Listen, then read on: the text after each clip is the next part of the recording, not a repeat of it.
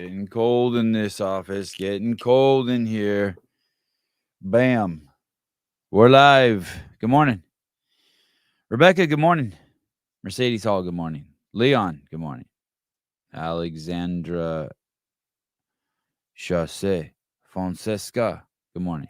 Jeffrey Birchfield, good morning. Natalie, good morning. Caleb Beaver. Good morning. Good morning. Gary Carberry. Is that real? Gary Carberry. Good morning. Julia. Good morning.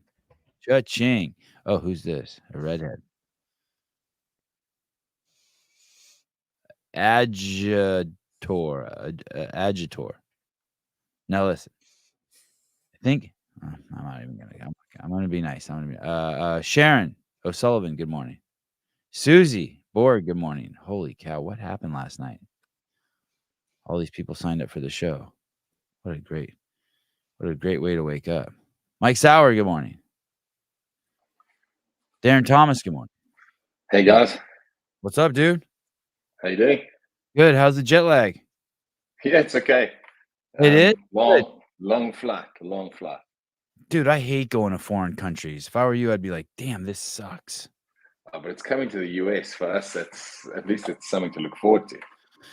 Yeah, in Florida, good place, right? Yeah. And then Miami. So I guess it's not a bad trip. Hey, when is Wodapalooza? It's coming up soon? Starts on the 12th.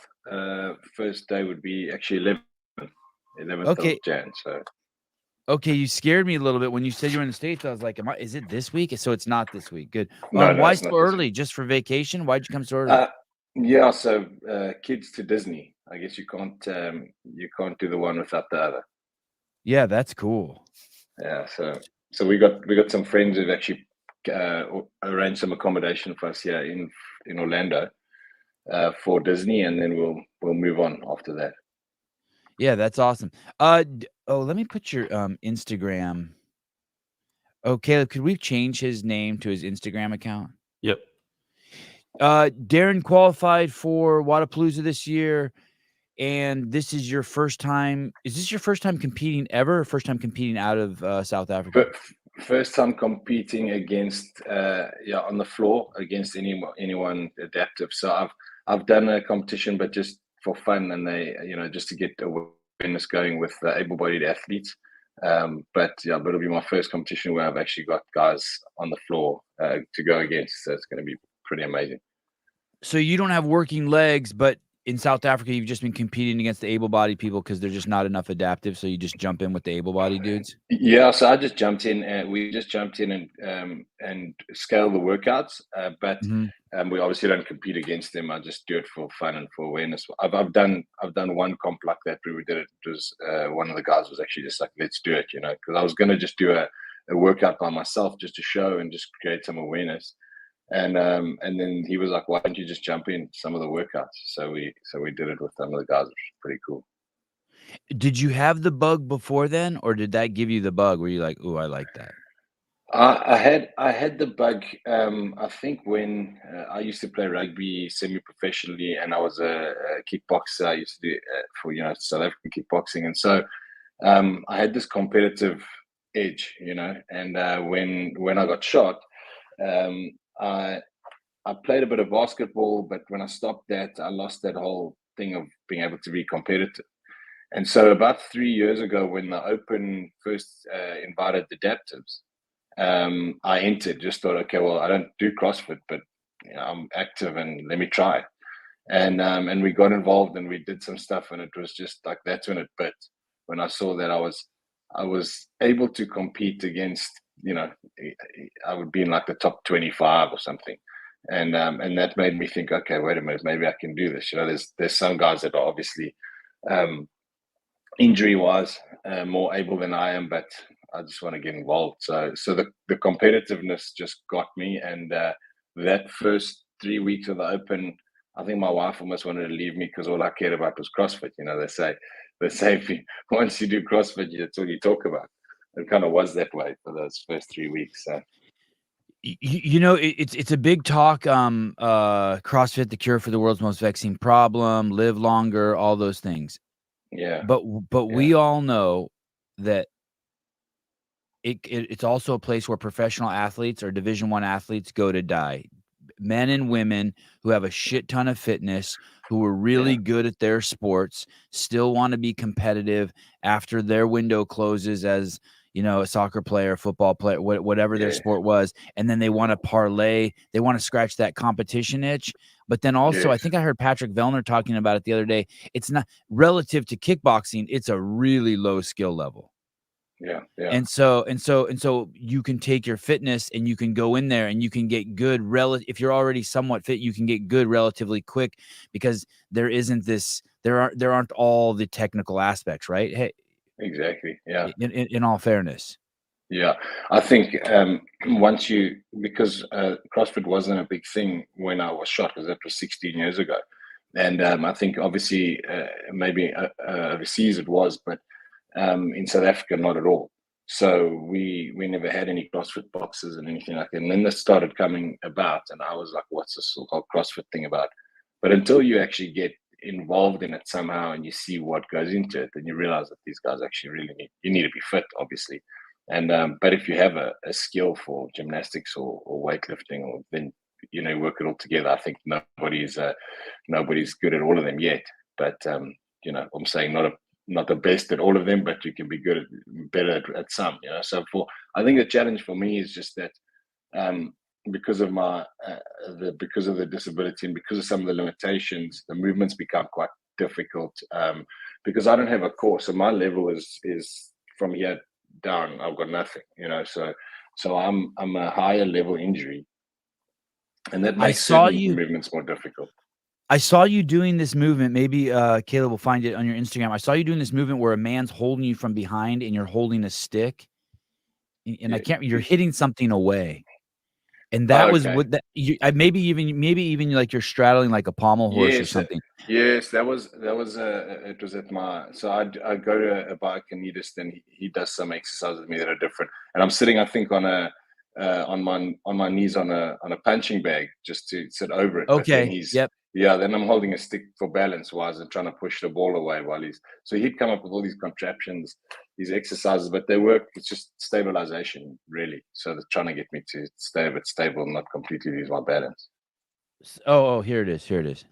Damn, I can't believe I beat Caleb. I never beat Caleb. Look at this. I should look at this. Bam. There you go. This thing right here.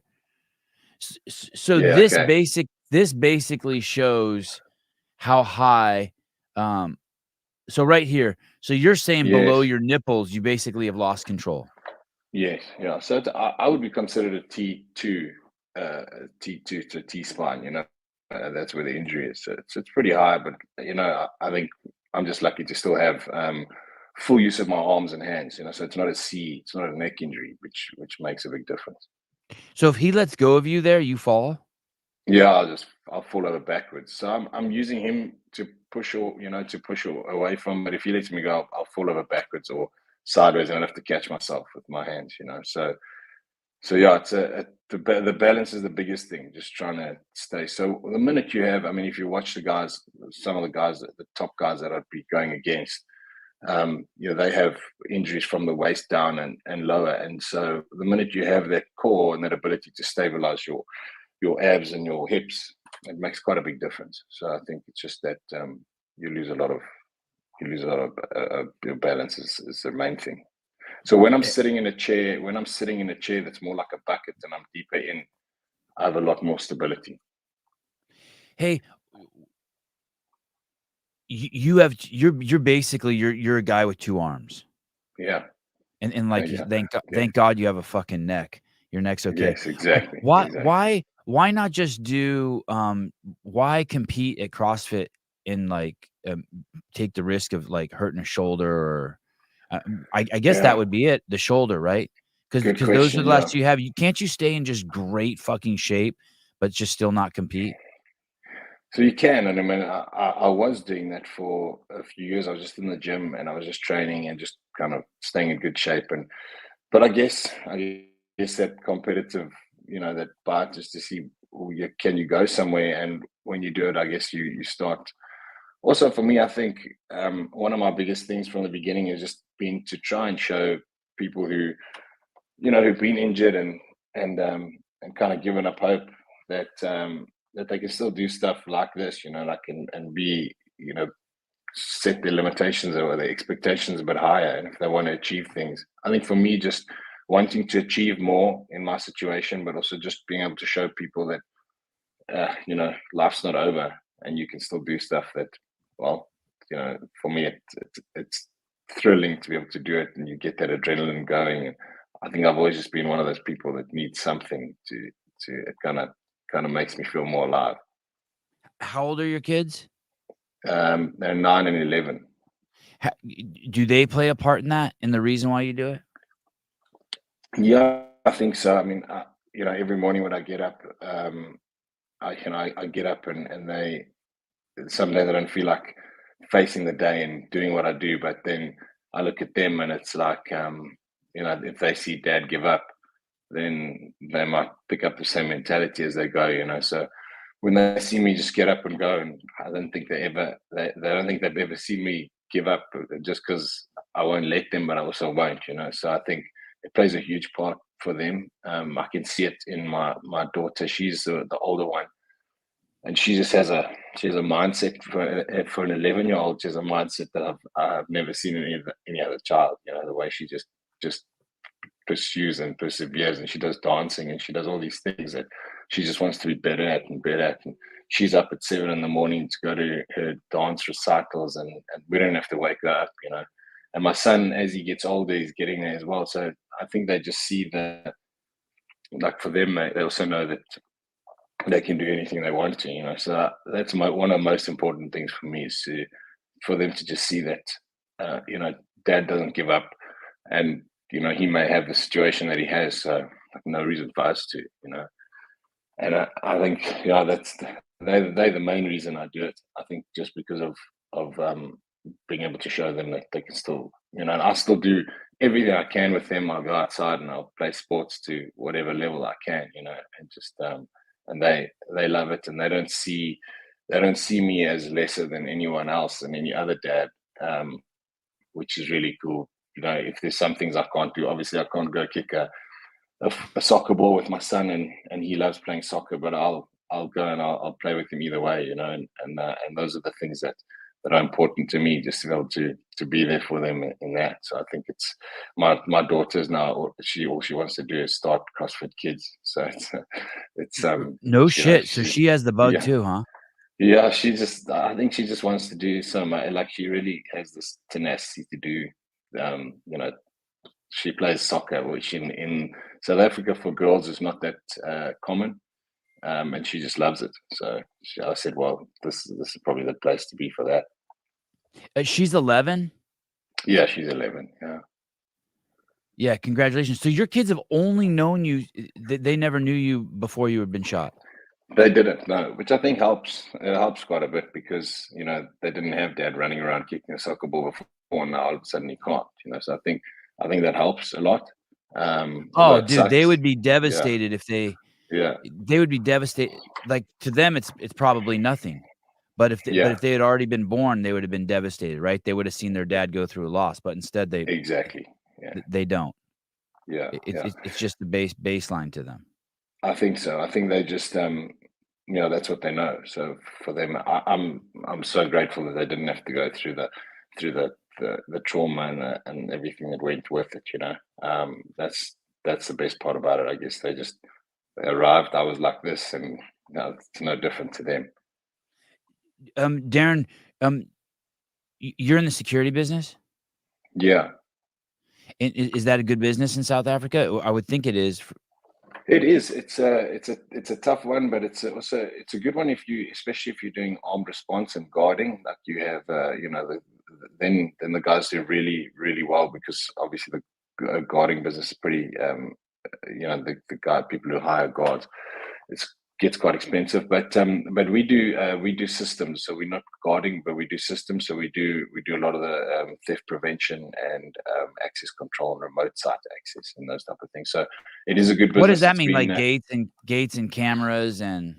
Yeah, so we'll have, for example, so like cameras, alarm systems, all that, and then we've got a system that if somebody breaks in, it'll fill the place with smoke within 30 seconds. It's completely harmless, but you can't see or breathe.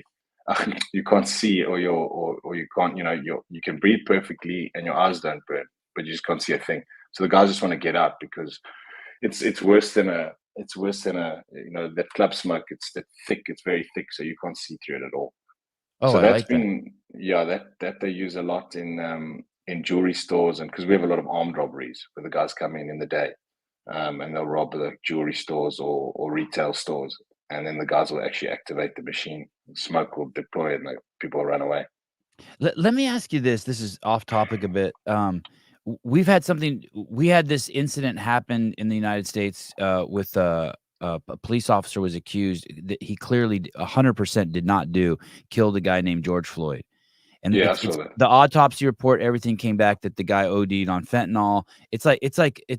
But we had a lot of corruption in that case. And we're gonna have Yeah. the producer of the movie coming on in a few days. And ever since Oh, wow. then, there's been this development of something that's called a victim class in the United States where they're allowed to steal now. We have this, Oh, you're jeez. just you're allowed to steal. And is that what happened in South Africa also? Is there a class like we used to not have this problem? The police, because the police aren't engaging criminals anymore. So we used to have it so the police would engage the criminals, grab them, Yes. or if they were robbing the store, me and you were there, we would beat them. Now we're not allowed to Yeah. do that. There's in the Yeah. last 2 Yeah. years, this whole thing has changed. Or if you hold someone up at gunpoint at an ATM, you'll be out in 24 hours now. We've Yeah. just had this sudden shift in what happened. There's this acceptance for violence, and these people are called there's not white privilege in this country. There's something called the victim class. They have all the privilege. Yeah. Yeah. Is that Yeah. what happened in South Africa? Just all of a You sudden know, crime became acceptable? I think it would have been years ago, but our justice system doesn't operate like yours does or used to.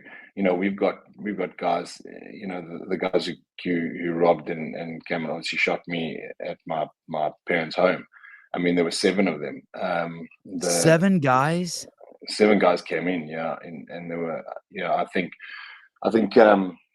altogether, when you watched back on camera and you saw them arriving and leaving, it was a group of seven. I think probably about five of them actually came in the house, and I think I must have come up against two or three of them, but I don't remember much of the incident that when it happened, but I do know the whole story and around it. And those guys, they ended up taking all they took after the guy shot me was a laptop, a computer, a TV, my wallet, and one or two Were items your of parents clothing, home? and they were, yeah, yeah. So they came at about 3 a.m. in the morning. Um, my dad heard the alarm go off, and he called me on the intercom, and he said this he could see on the camera. He said there's some guys at the gate. So I obviously And wanted you to. and you were in the house. I was in the house, yeah. So I wanted to protect my family. Obviously, I had a gun with me, but I don't. So I got like had a double level bedroom. So when my dad found me, I was lying in the bedroom on my back. And so what happened, I think, is that when I was going downstairs, I obviously thought that they were outside and not in the house yet. And they must have opened the door, my bedroom door, into me.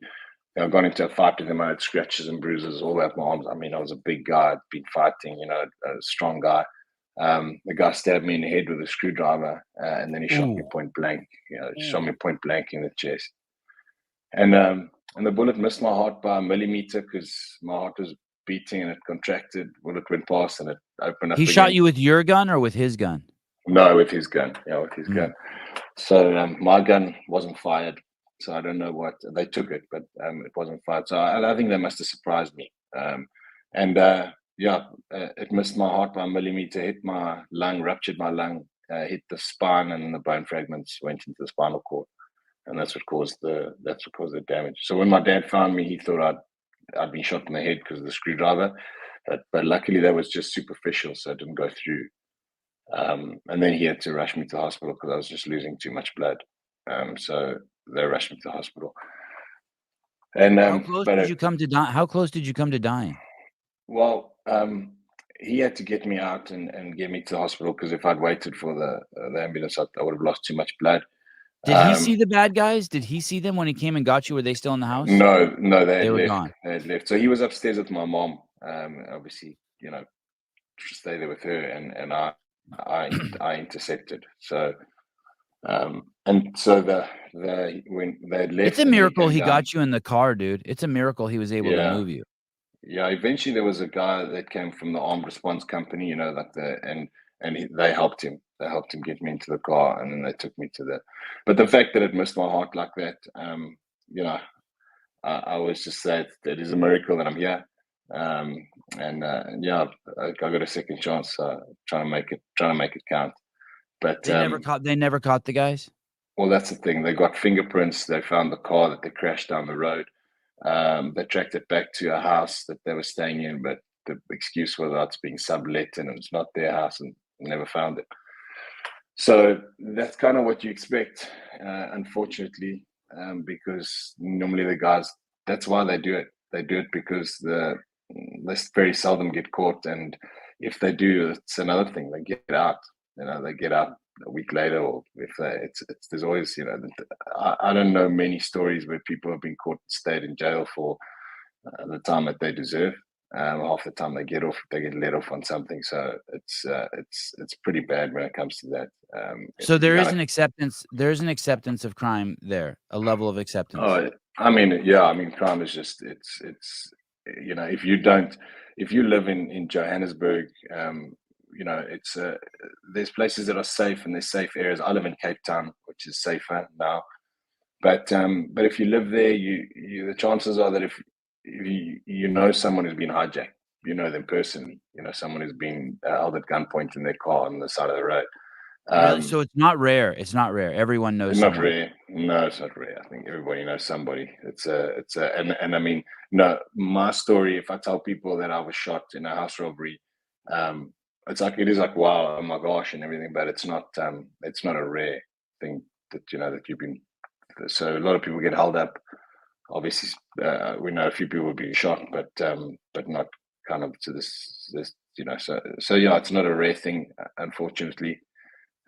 Cape Town is a lot safer. It really is a lot safer to be there.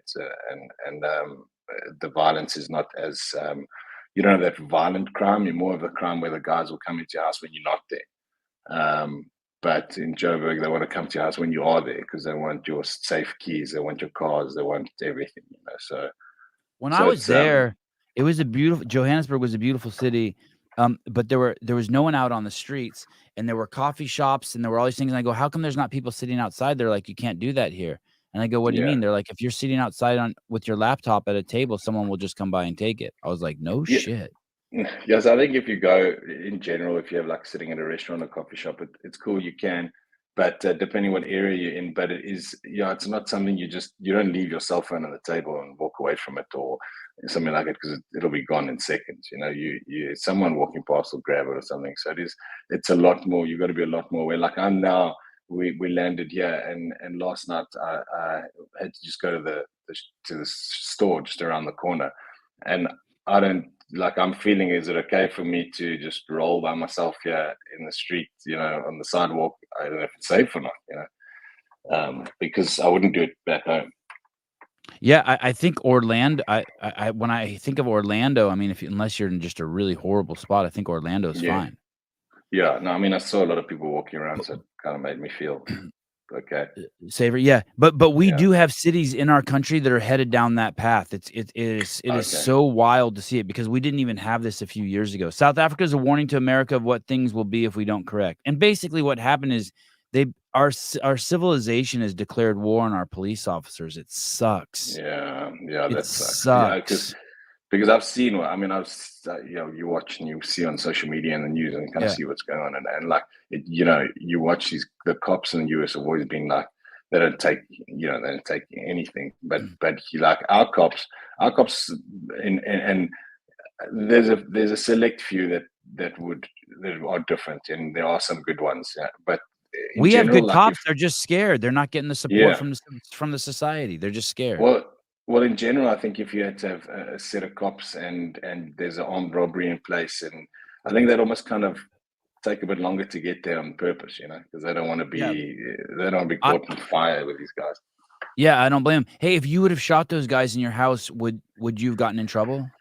So it would have been a tough one, yeah, because I've known guys who have actually had to, in self-defense shot, and then it's a big thing. Oh, you've shot the guy, but he hasn't actually done anything to you, or that type of thing. But yeah, there's ways, but I think it becomes a difficult one. So you can get in trouble. Look, if it's self-defense and you've got that many guys, and it's almost like you'd have to stage it being worse than it was, depending on how bad it was. But yeah, it can get tricky.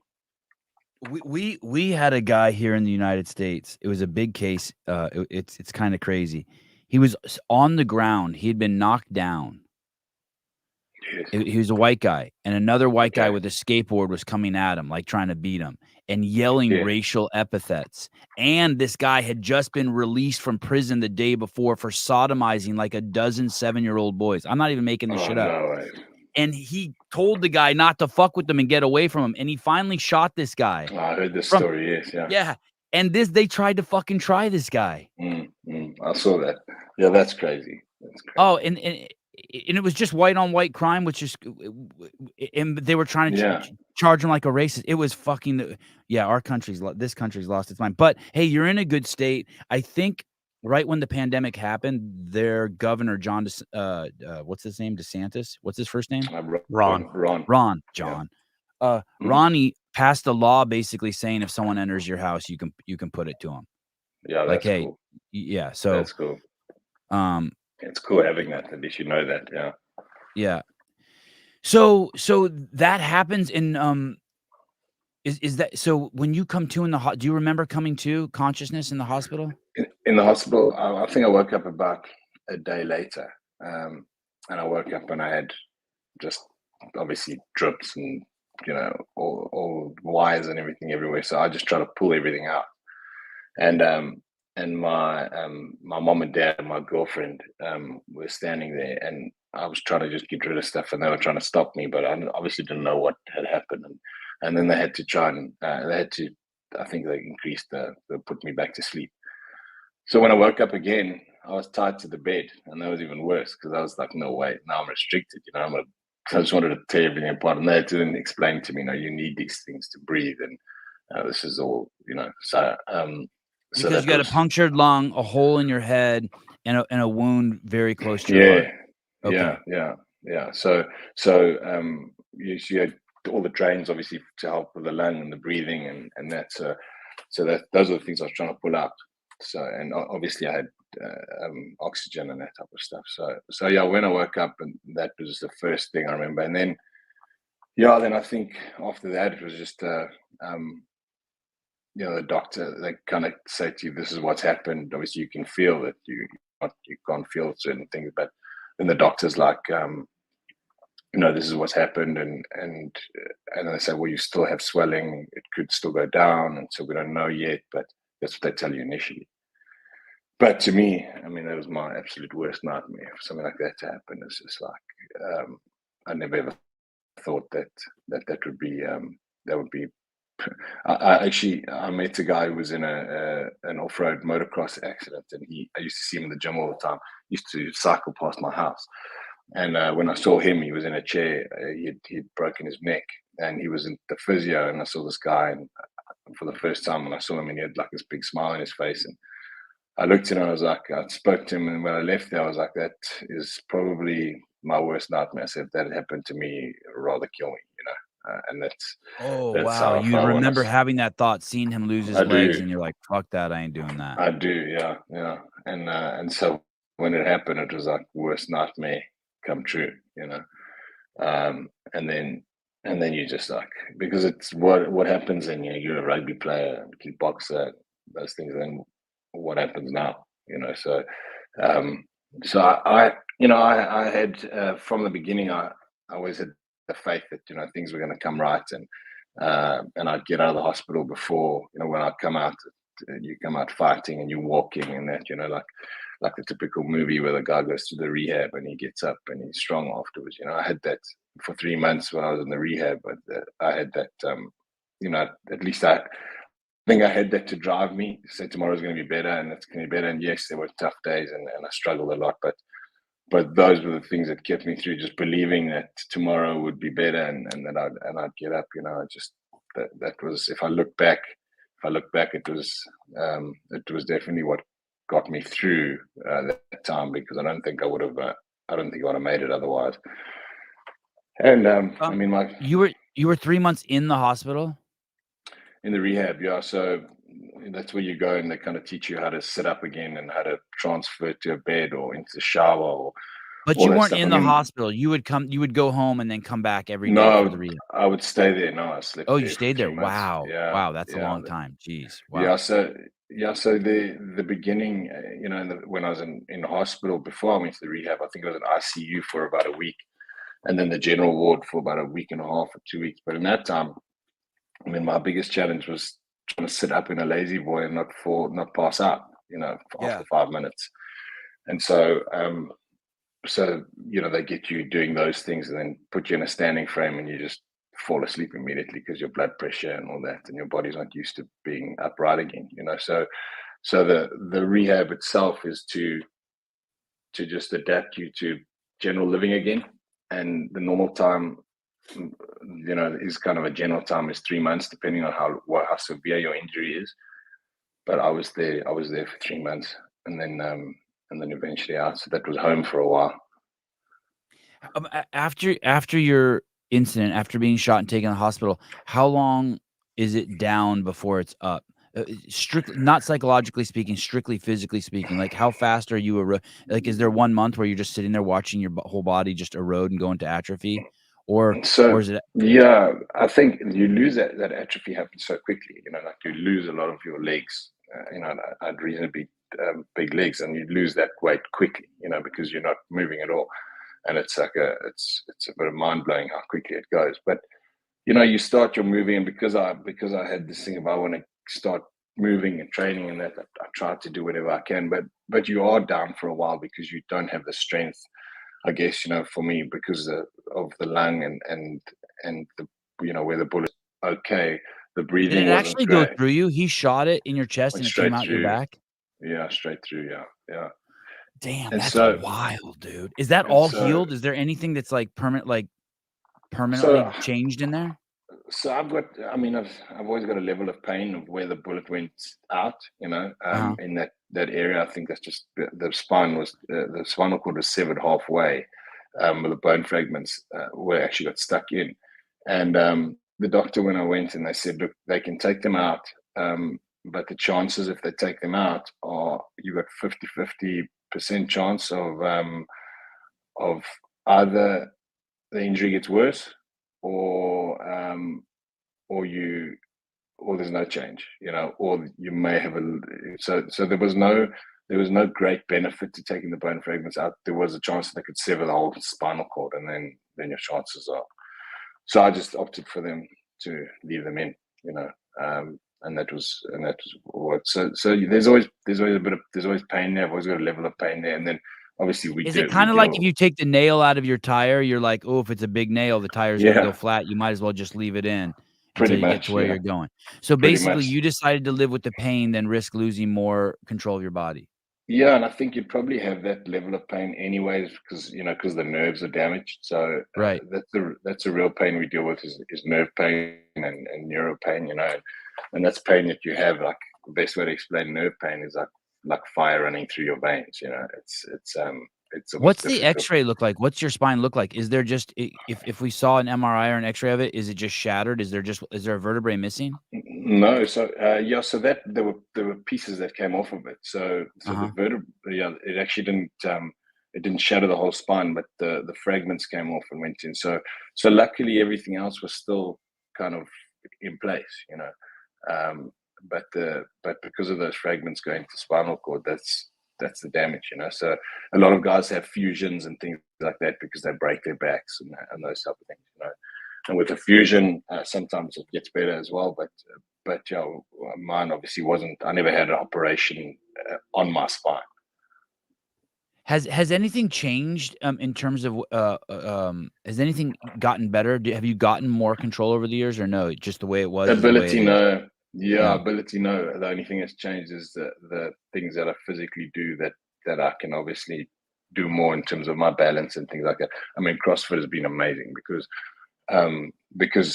we do workouts where we have to get on the floor and get back in the chair and do certain transfers and stuff, and it actually helps in everyday life because there's certain movements that you do that can help you do pick up things and that. So it all links up, but in terms of improvement, there hasn't been like a foot moving or anything like that. No, it's been pretty much the same. Have you met anyone who has your exact same incident in South Africa? Someone who was shot and lost control of their legs? I have. Yeah, I have. There was a guy. He actually he came to the rehab where I was when I'd left, and I heard about him, and I was actually getting a new. Well, I had a new wheelchair in my original chair. Someone reached out to me and just said, "Look, this guy doesn't have a chair. He's pretty similar to you. He's had the same injury in terms of he was shot as well. I think he was shot in a could have been a possible hijacking." And they just said, "Look, he doesn't have the funds, and the medical aid don't have the funds to give him a new chair." And that, so I had a chair with my first chair, and so I met him and I gave it to him and said, "No, he could have it. At least it was a start for him." But I think I did that. It meant more to me because the guy kind of the same. It was the same injury, same thing, So it was cool to see that he at least had more of a customized chair to take along forward. But I think I've met. There's been a few other people that I've met also that were hijacked, and also another girl that was in the hospital was also. And so there's been a couple. I wonder what the camaraderie is going to be like for you. You're at Wodapalooza, which is, I don't want to misspeak, but in my mind, it's the godfather of the adaptive events. They were doing big adaptive events. That's why I wanted to do it, because they were the first ones, that said, we're going to take all the adaptives and put them in one place. We're not just going to take 3 of them and it's like, you give me something and I'll do it. I think they put a post recently to say, like, we said, give us an idea and we'll put it together, which is awesome. And that was the one I wanted to do, just because they were like, let's include everybody now. And that's what's amazing. I mean, CrossFit and the CrossFit Games, they're doing it now, but they've split. Obviously, they've now split venues.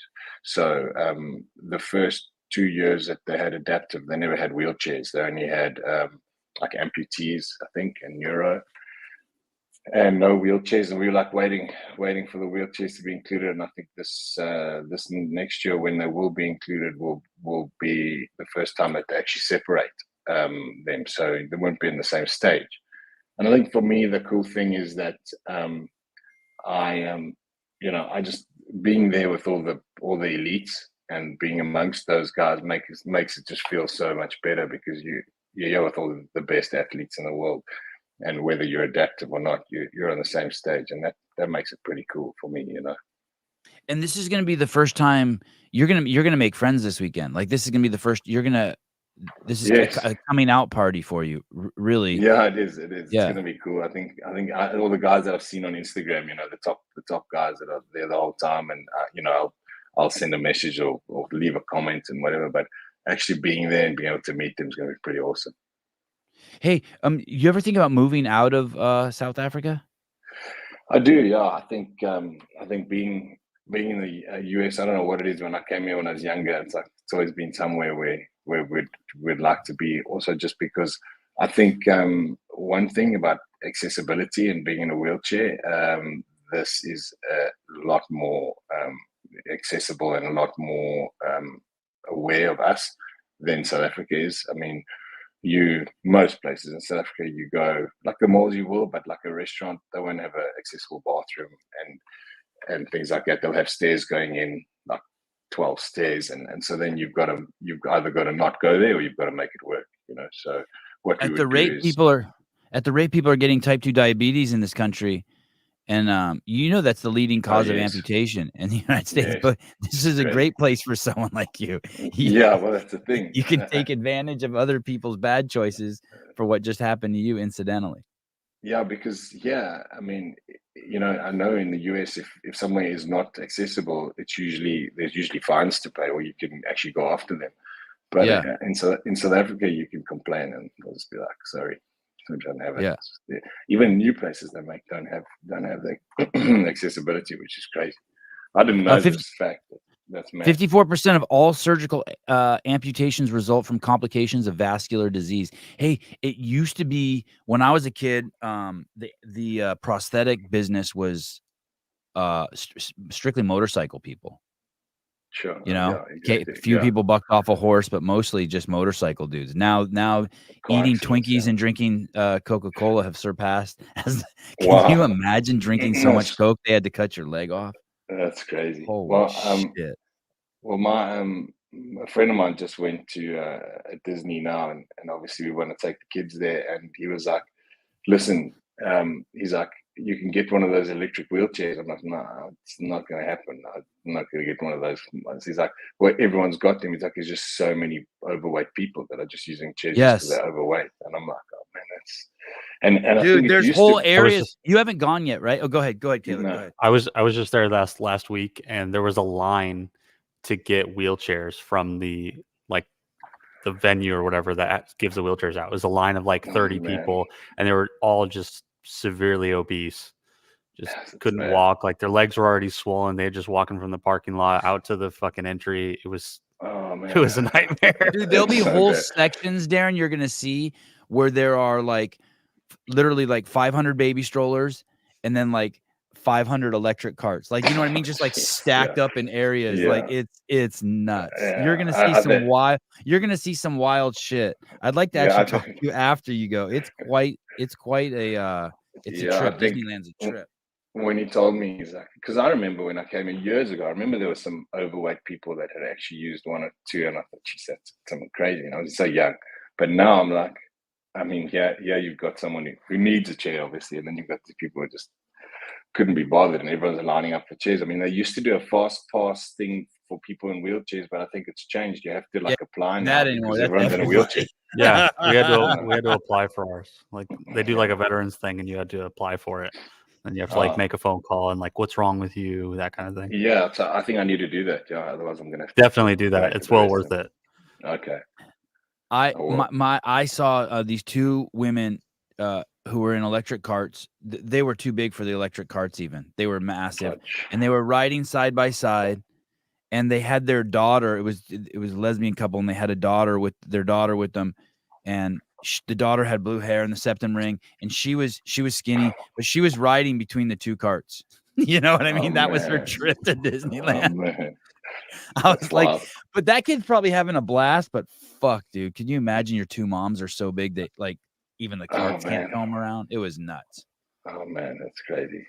It was nuts. We don't. That's one thing we don't have much in South Africa. It's not, we've got obviously overweight people, but you won't see that kind of thing. You won't see the shopping centers with overweight people using wheelchairs. Just packed.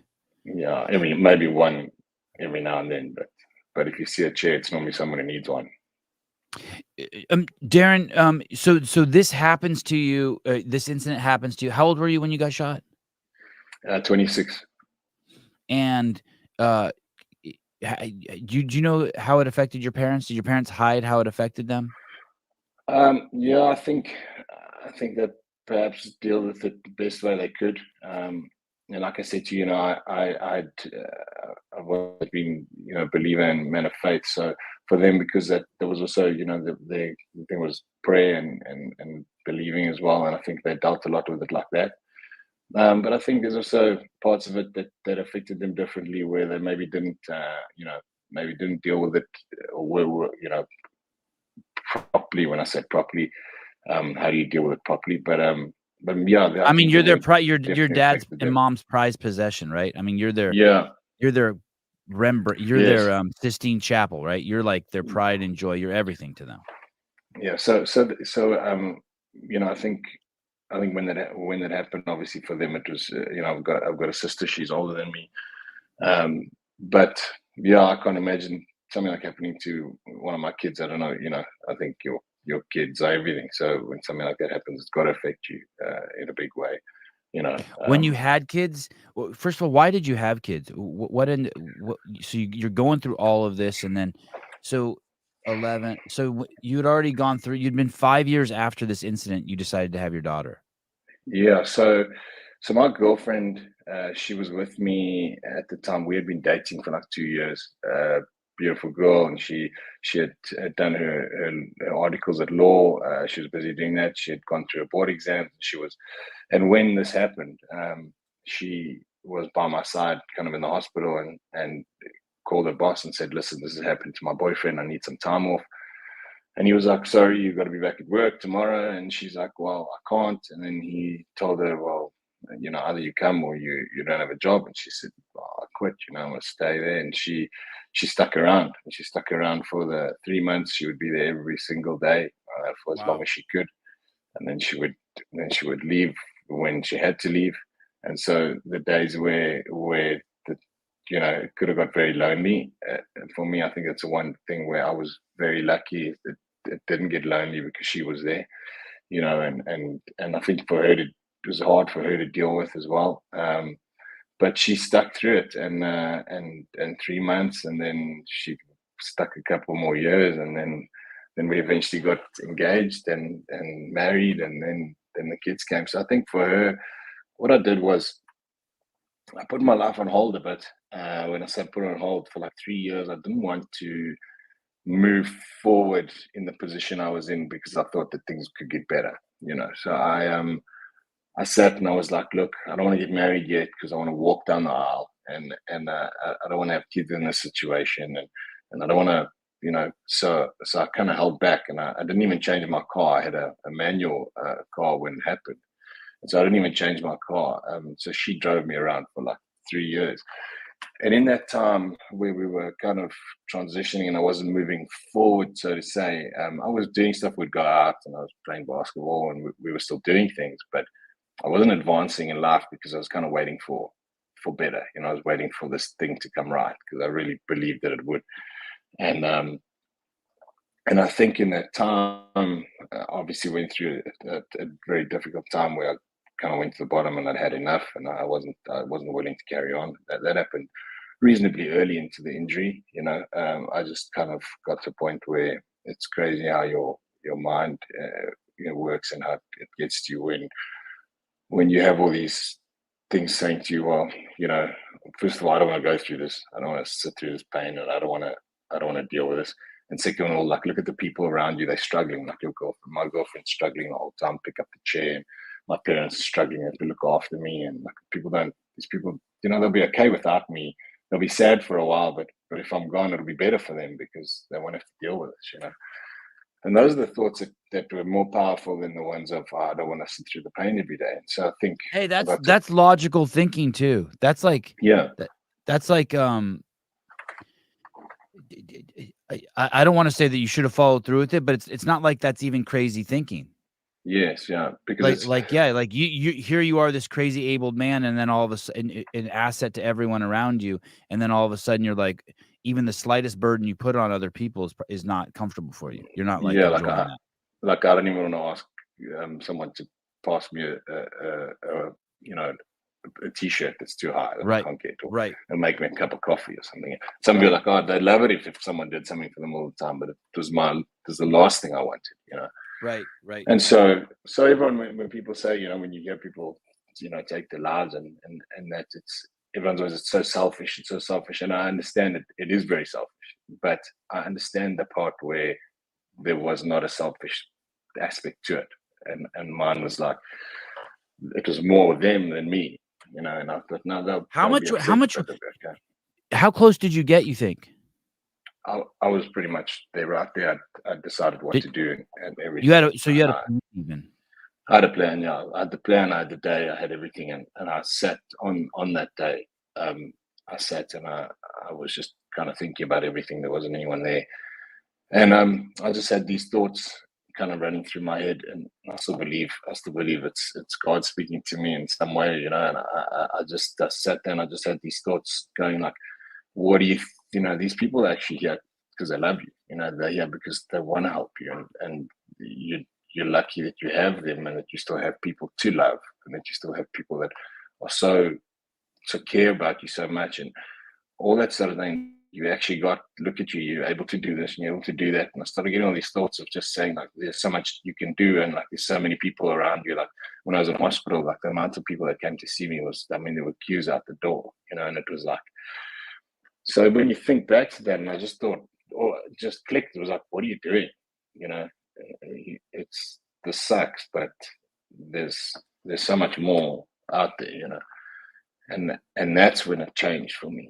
And I think it was hard. I didn't speak to anyone about it after either. I didn't tell anyone I was going to do it until much later. Let me ask you this. So you were, if I'm hearing this correct, you were going to take your life so that you wouldn't be a burden on other people.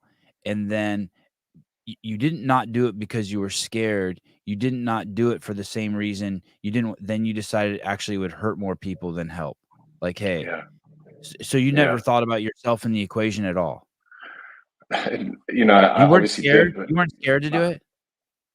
I guess I was, but I was just like, I'd kind of lost my identity. I did like, who was I going to be? Everyone. Yeah.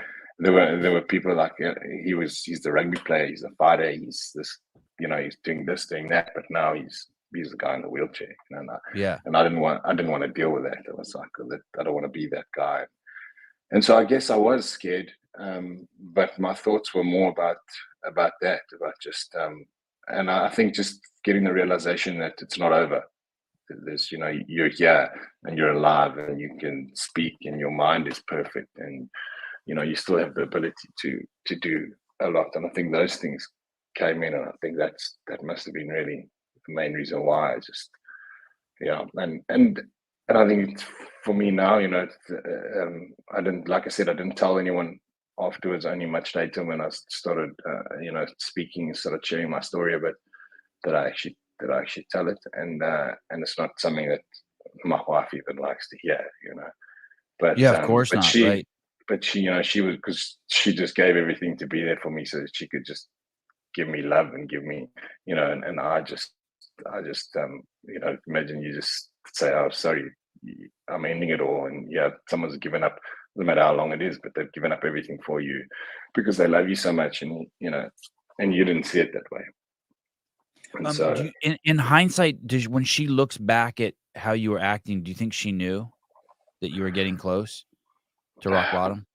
I think she saw the trauma side, but I was quite good at hiding because I didn't, because I went through a lot. I didn't want everything to be her problem either, so I tried to hide as much as I could. I mean, still to this day, I wouldn't reveal every issue, just kind of put them aside because I just don't want it to be everybody else's burden. Everyone's got their own things to deal with, and I can deal with them myself, But I don't think she knew the severity of it and the extremity of it. I think I hid that quite well.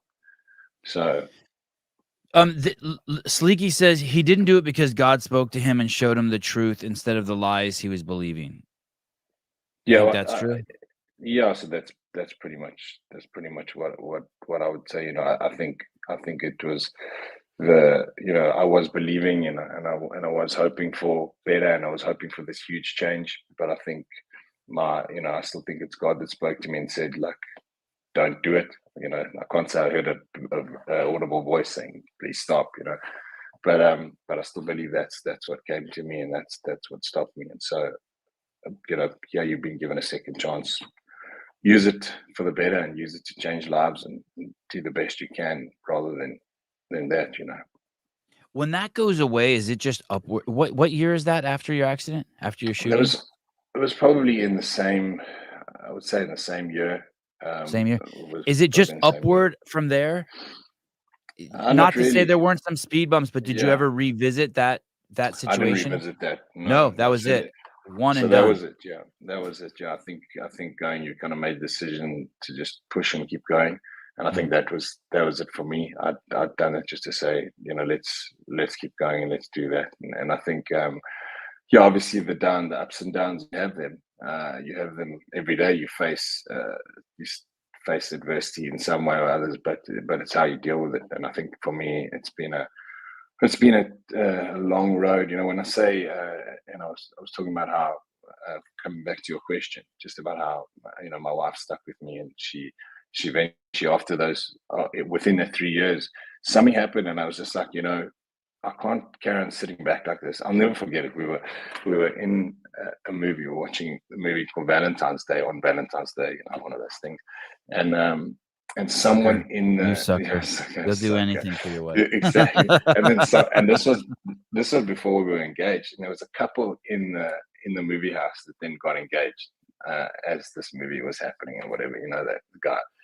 And I looked at her and she started crying, but it wasn't like happy tears of crying. It was like crying because she was wondering when that would happen for us, because I was waiting, and she was like, she never said that, but we had the conversation afterwards. It's like, how long do we wait until life continues like that, until she can look forward to getting married and to having kids, if or whatever it is, and I think that was difficult. So I got blindsided completely, I wasn't expecting that. And I think something happened not long after that, where I just had this switch in the way I was thinking. Is like, you can either wait and live halfway or at 50%, doing whatever, or make life as best as you can in the situation that you're in, and just go flat out and change things and go forward, and do it the best you can while you wait for things to get better, if they do, if they don't. And that was a change for me. I think I changed. I sold my car. I got another car, and that was adapted. I phoned a friend. I was like, listen, I need to get a ring. Arranged that, and then I arranged the trip. So the day I got my car, was able to drive. The next day I took off to the bush to a game lodge, and we went and got engaged. And that was a step to start moving forward and say, here we go, I'm driving, I'm getting engaged, and I'm moving on with life, and I'm gonna live it at its full potential, whether I'm in a chair or whether I'm walking or whatever, and I think that was a big change for me. And other people, I admire the people who do it within the first month of coming out. They're like, no, we've got to just keep going and change it up, and that's great. I never had that transition so quickly, and so I admire the ones who do. But I think in that time I learned a lot. Was spent a lot of time with her as well, and so we really got closer that way. But this is it. And then so a year later we got married, and then we decided to try and have kids a year after that. So your question was, when and why? I mean, let me just throw this in there too, just for people. When we say in the United States, when we say we went to the bush and then we asked her to marry her, it's not a game lodge, by the way. It's totally different. Okay. The bush is something. That wasn't like that. Yeah. Okay. So just check. Okay. I know. All right. I know what you're saying. Okay. All right. Okay. Maybe you went to the bush too. Maybe you went to both bushes. Maybe you went to the bush at the game lodge. But I'm just saying. I just want to make sure the translation. The bush is where is like the jungle for you guys. It's like out the country. We call that the country. Yes, it's where all that lions, tigers, and bears are. Lions and all that. Yeah. So that. And hey, that was our but favorite before we go to the kids and moving forward, that's a really interesting thing. So you putting your life on hold, like in a holding pattern. You know who else that happens to? That happens to people who go to jail. They go to jail and they come out and they think that like they're embarrassed or they think they're less than. I bet you it happens to dudes in the military too. You're kind of in this, like, you get out and you're like, what the fuck? Yeah. Like what the fuck am I, like, what do I know? Like, exactly. People experience when you graduate from high school. You're just like, what the fuck now? What? Yeah. So you were kind of like in that, you got stuck in like a holding pattern. Like, hey, what do I know? Like, my whole life is about recovering from this accident. It's not about living life. It's just about recovering from the shit, right? Yes, yeah. Well, that's it. And then at some point you had to be like, hey, I'm done recovering. I'm going to have to recover while I live my life. Is that what it is? I'm trying to understand. Yeah, like, fuck, like. I think so, yeah. I think it's just. They have to happen simultaneously. I can't just sit here and just make the rest of my life recovery. Yeah, I think it's definitely that you got to just try and you got to try and get through. It's you put on hold and you don't know. I think because what's your new identity? Who you're going to be? Yeah. And so you get married, and then before you got married, did she tell you wanted to have kids? Like, were you up for that? Like, a kid is a lot Yes. of Yeah. work. You Yeah. were, We always wanted. yeah. Yeah. We're both on the same page with that. And then so she gets pregnant, and I'm assuming you're like the rest of us. You're tripping. You're like, holy shit, we're bringing a kid into Yeah. this world. Yeah.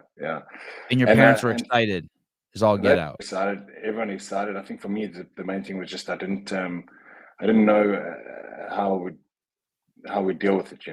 With the kids. How you would have kids and how I would deal with it being in a wheelchair. Having that. Yeah. And that Because changes your life, significantly, I'm guessing, in terms of also you went through some pretty heavy mental shit. You lose your body, yeah. and then when you have a Yeah. kid, you go through another huge mental shift. It's talk about losing your identity. I mean, like, I found my identity when I had kids, which is weird. I didn't realize I Yes. didn't have one Okay. until I had kids. You know what I mean? Yeah. I was never comfortable in my skin until I had kids.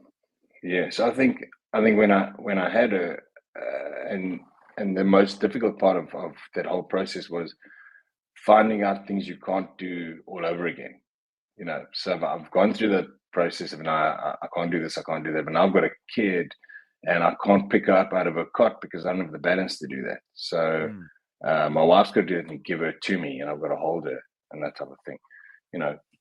So those are the things. It's like you just You ever think yeah about you what your parent now that you have kids, have you ever just sat in a chair and been like, "Holy shit." You think about what your parents must have gone through that night that you were yeah injured? yeah I do. That's when Holy it became shit, man. reality, because then you're like, and I don't want anything to happen to my kids. So that is the worst possible thing ever. Something like that to happen, the devastation, the trauma, everything. So you realize that once you have your own. What about this part, like, when you have kids, like, did you like my problems kinda just went away. How old are you? Yeah, I'm 42. Yeah. I had my first kids when I was about 42, but, like, my problems just kinda went away. I didn't care about my shit anymore. Yes, yeah. You just live for Did you them. feel that? Like a relief? Like, "Oh, fuck, like, this is cool. I got Yeah, someone else to worry about. I don't have to worry about my yeah. shit anymore."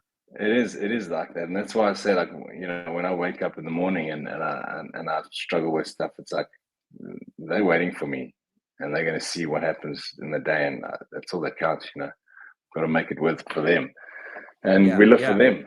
And that's how I yeah. feel. I live for them. Yeah. You're w d do you have, do you think you find, some, profound joy when you see them move? Like, when you're sitting on the Uh, sideline and they're playing soccer, or you see your daughter dancing, I I is it I love it. Yeah, I think it's definitely something I haven't even thought of it. I haven't thought of it with from that type of question. But I do. I mean, I love that they do stuff, and I want them to do as much as they can. And I think it's obviously, I want my son to do all the things that I did, but I also want him to do what he wants to do. But I just love the fact that they are as active as they are. They're not the type of kids that sit on their iPads all day long, and that's what I love.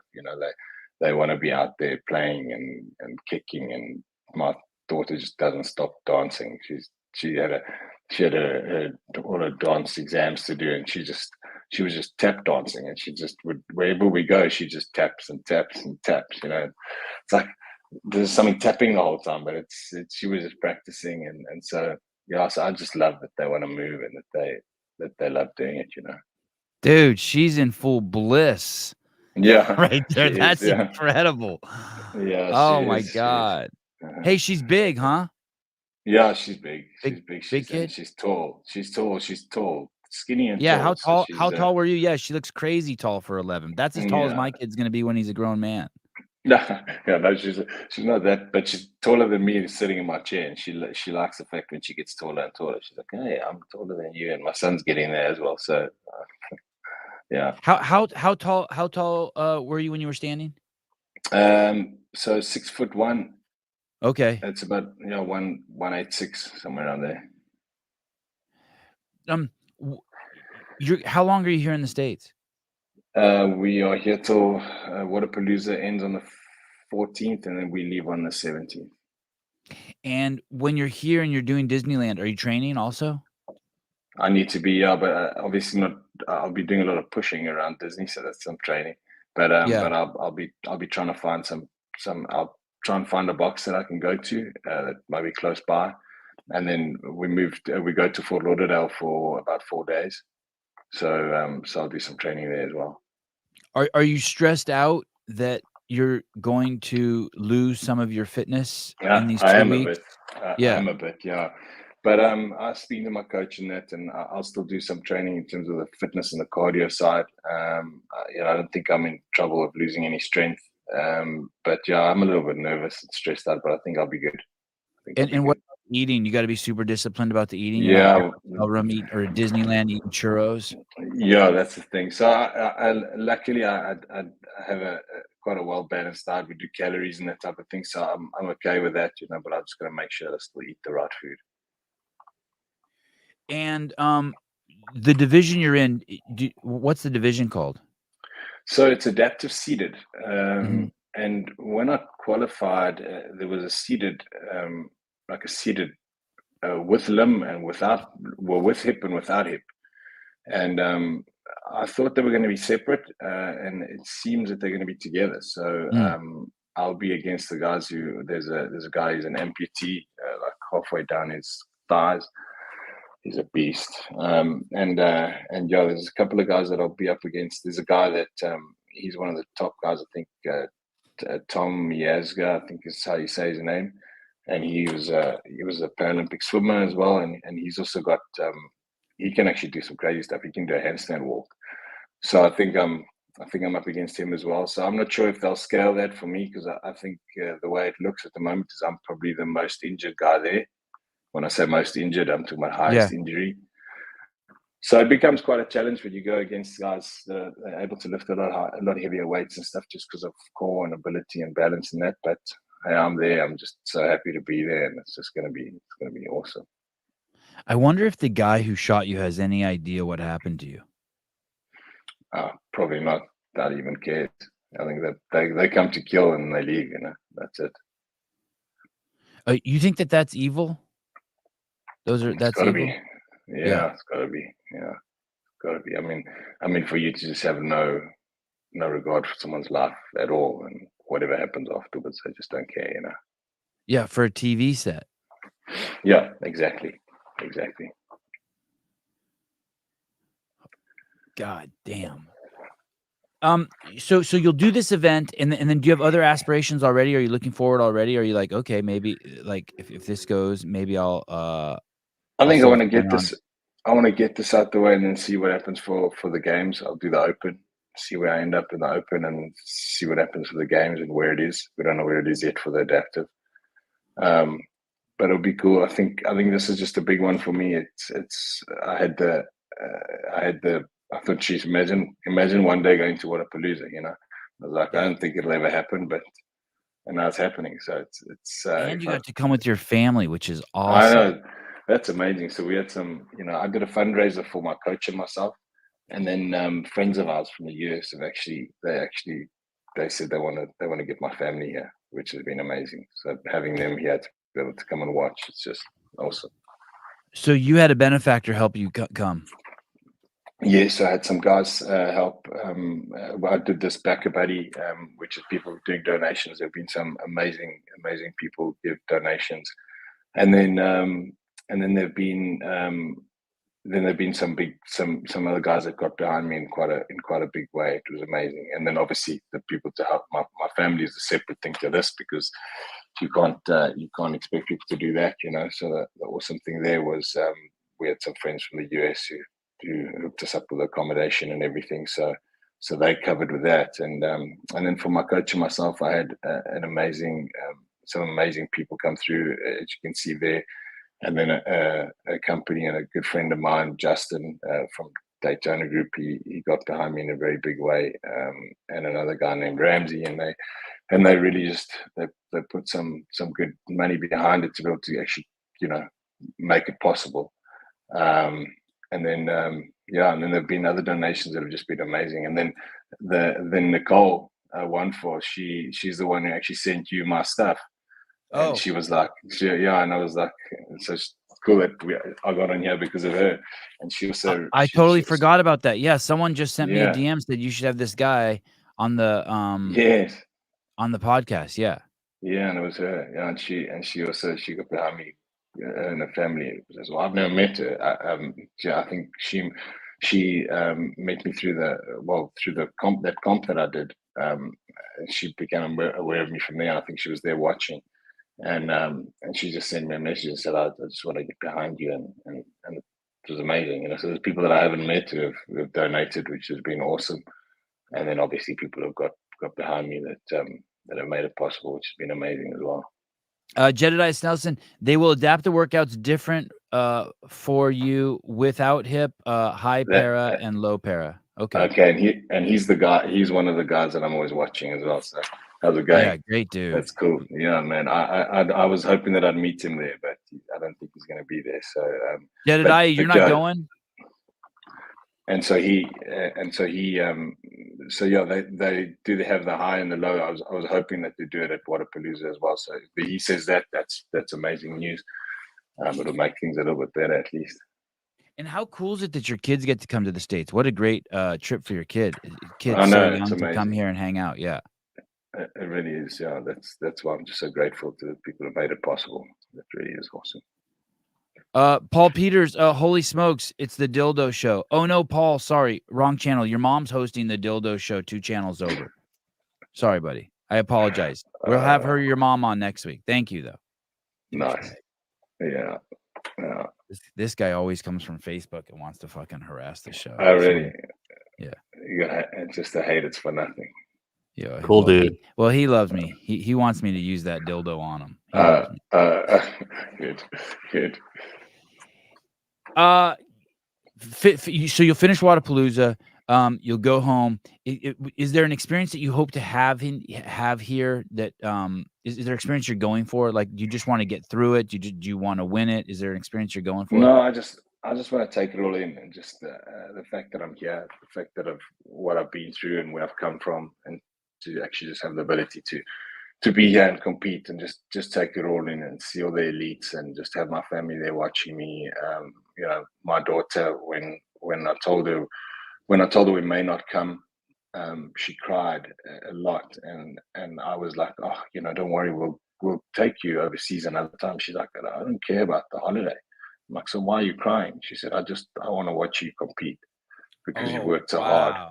And I was like, man, I would stop crying too. So so it was just, the tears were streaming from her face, and I was just like, I couldn't believe it, but that makes it so much more special that they can be here. Oh wow, that's good stuff. Hey, anything that piece you went through where you were very close to you're having the conversation about taking your life. Yes. That can't be avoided, right? Like that needed. If I'm mischaracterizing this, tell me this. I'm going to say it like a statement, but tell me if I'm wrong. I mean it as a question. Did that need to happen? Was there should you have been medicated, or should someone have interfered, or did that need to happen? Or did you need to go to that spot to get out of that spot? I think I did. I did to realize what was going to be possible, and I had to get there to realize, just to have that realization that it's not going to happen, because then it may have happened a few more times down the line, if it hadn't happened then. So I think so.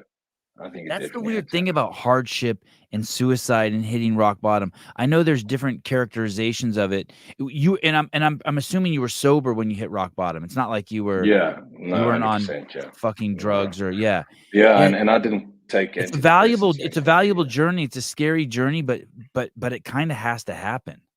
Yeah, it did. Yeah, it did.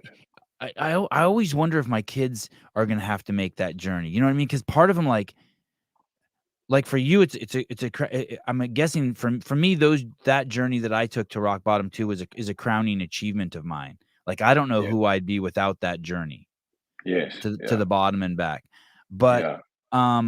but I you would, kind of are like, you want your kids to have it, but you don't want your kids to have it. no, You not know to what that. I mean? Yeah. Like, it's Not to slippery that down there. extreme. It's a slippery spot that down there. You don't want to slip and fall off the edge. Yeah. And I mean, I wouldn't have the mindset I have today. I wouldn't have a lot that I had today if it wasn't for that.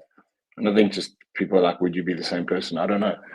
I don't know who I would be without what I've been through, but having gone through what I've gone through, so you said to me today, now we can take you back 16 years and you can have everything back. I just can't guarantee you that you'll have the life you have now and your family and your kids, but you'll be able. Would you do it? I said, not a chance. Yeah. I'd never give that up, not for anything. And so I think, would I? People, when people say, "Oh, you've inspired me to do this or that," like, would I have done that then? Would I have done that without being in the situation? I don't know. But the fact that I can just change one person's life and to come up to me and tell me, I've seen what you've done, what you've gone through, and I've been going through a really hard time, and it's been a dark time for me. But watching you has pulled me through. Like, that's more valuable to me than anything. And that's why I post the things I post, and that's why I do those things, because I just, I want to at least make a change, and if it's changing one person's life, that's all worth it. Hey, are you going to go to Disneyland today? Tomorrow. Oh, where will you be at midnight tonight? Do you know? I'm not sure. bed? No, I'm not sure. Yeah, probably. Yeah, I'm just realizing that. Yeah, tomorrow. It's New Year's. Yeah. It's New Year's Eve. I just looked at the calendar. Yeah. I was like, oh shit, New Yeah. Year's Eve. Yeah, I would just be getting ready for Disney, I think. Well, hey, Darren, great to meet you. Thanks for your time, you too. especially on your vacation. Thanks for sharing your story. I'm glad I'm in touch with you. I'm glad that we can stay in touch. You're great, dude. Awesome. Great story. Yeah. Thanks, man. Do you mind people reaching out to you, talking to you, asking? No. Okay. No, definitely they must. Yeah, I'm 100% for that. Okay, Darren _ Thomas46. Awesome. Travis said to stop by the booth at Wodapalooza whenever you get there as well from Vindicate. He said he's got a shirt for you. Oh, great. That's cool. Awesome. Yeah, stop by the coffee booth too. Gabe has a cup of coffee for you. Paper Street and Vindicate for sure. Okay, cool. I'll be there. Definitely. All right. Final word from Jedediah. I get it, bud. Thank you, man. Cool. He's an inspiration to me. I watch him. I'm often like, oh damn, I can't do that because of his. Because he's like, hey man, I'm like, no, he's got abs. He can do that stuff, but I'm not trying to do it anyway. So yeah, I'll just watch him. And, yeah, thanks, man. Thanks, guys. Appreciate it. It's been awesome. All right, Darren. Good meeting you. Talk to you soon, man. You too. Okay. Ciao. Darren Thomas. Wow, what a fucking story. What the fuck is going on with Paul over here? Sevan, what happened to your man bun? You look like an old Italian lady.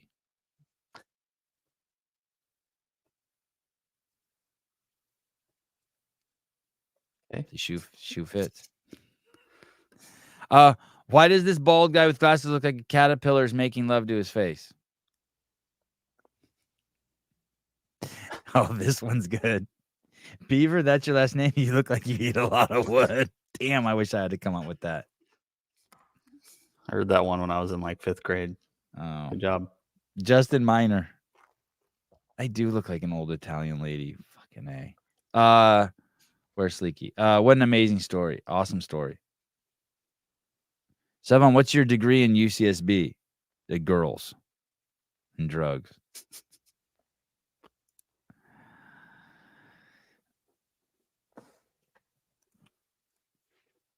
I was thinking about this guy last night. It was like 10:30 at night. I'm in the gym and I was just tripping on the fact that he went to bed one day and then like fucking eminently capable at mashing human beings, and then woke up the next day like just a head and arms. Yeah, it's pretty wild. Oh my God.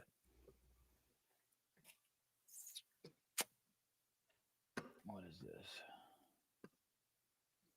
You want to see Wild Zombies post? Oh yeah, please.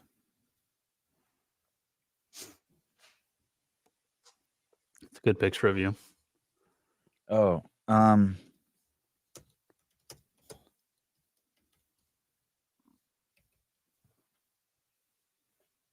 oh yeah, I saw this.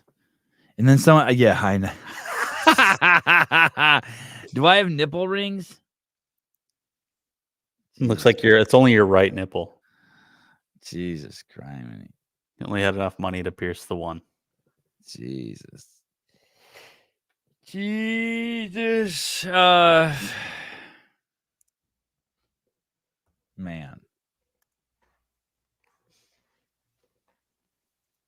oh man. That post actually made me want to get a haircut. I was thinking about cutting my hair really short. Really? Yeah. Oh, it's a pen in your hand. I thought it was a nipple ring too.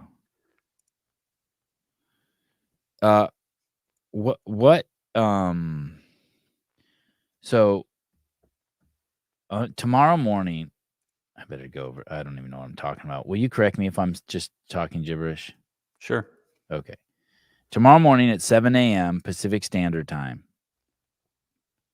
episode 1 of the Behind the Scenes will launch. It will not be scheduled because it's not possible to schedule something that's for members only. Mm-hmm. I don't even see it scheduled. Like you don't see it uploaded? No. Well, I don't know. I'm looking where like the regular people look, like just like YouTubers look. YouTube viewers. I'm not looking to see if it's. Where would I? Oh, I'd go to manage videos. Do you see it scheduled? It's not scheduled, but it's in like it's uploaded and ready to be posted. Okay. Oh, there's 2 of them.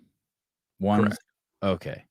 So I think at 7 a.m. what happens is Will Brandstetter makes that thing public. Yep. And then all the members can watch it. There's really no way to schedule that, like members only, all channels. Oh shit. Oh, schedule. Oh, you can schedule it. No. Oh yeah, Will, you can schedule it. You can schedule it for members only. From private to public. Oh shit. From members to public. What's this mean? From members. I better ask Will what the fuck. I better not fuck with this. Save or from members to public. Choose which members can watch your video now. CEO. January 1st at 7 a.m. I wonder what that does. I'm going to fuck with this. I wonder if Will's going to be pissed. I'm going to hit schedule. What does that mean from members? Your members get early access to your video before it goes public at your chosen time. That sounds like when scheduling. your video goes from members to public. Oh. We don't want that.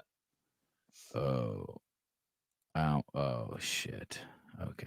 I shouldn't fuck with this. He knows what he's doing, right? Yep. He definitely knows. He's 17. He knows what he's doing. Yesterday I said I had a terabyte of internet speed. So if that shows you anything about what I know. Yeah. I like it. I believe you.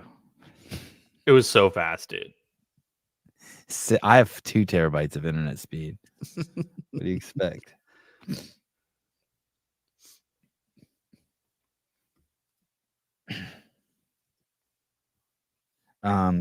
There will be a lot of Mexicans there. Really? A lot. There will be, but it's your people. Jesus Christ. High maintenance.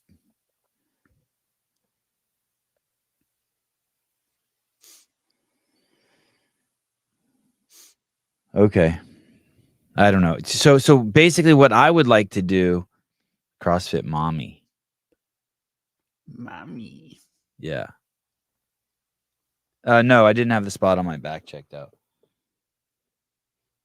It's getting bigger. It's like the size of a BB now. You know what's crazy is I think that there was an omen too. One of the kids my kids rolls with, his mom's, he never misses a class, and she's like, "Hey, he's gonna miss a week." I go, "Oh, what's up?" She's like, "He's having a mole removed," and she pulled down his shirt from the top, and there was this fucking big mole. I go, "Why is he getting that removed?" She says he picks at it. Oh, Fair enough. okay. So, can't wait for Sevan. I just choked on my own saliva. Can't wait for Sevan to ditch the minivan with all the cash coming in. I lost a spelling bee doing that. Choking on saliva. Yeah, they said I spelled it wrong when actually I was just choking on my own saliva. Oh, that sucks. Yeah. If I had Right. 5,000 members, that would be $100,000 a month. Times 12 months would be $1.2 million. After taxes, that would be take home $300K. I'd probably if that happened, I probably would trade in my minivan, but I would just get another minivan because it's a 2016. And my wife said that it's a Toyota Sienna and it has 80,000 miles, and she said that the seats in the back where the kids sit, the stitching's coming apart. I don't even want to go back there and look.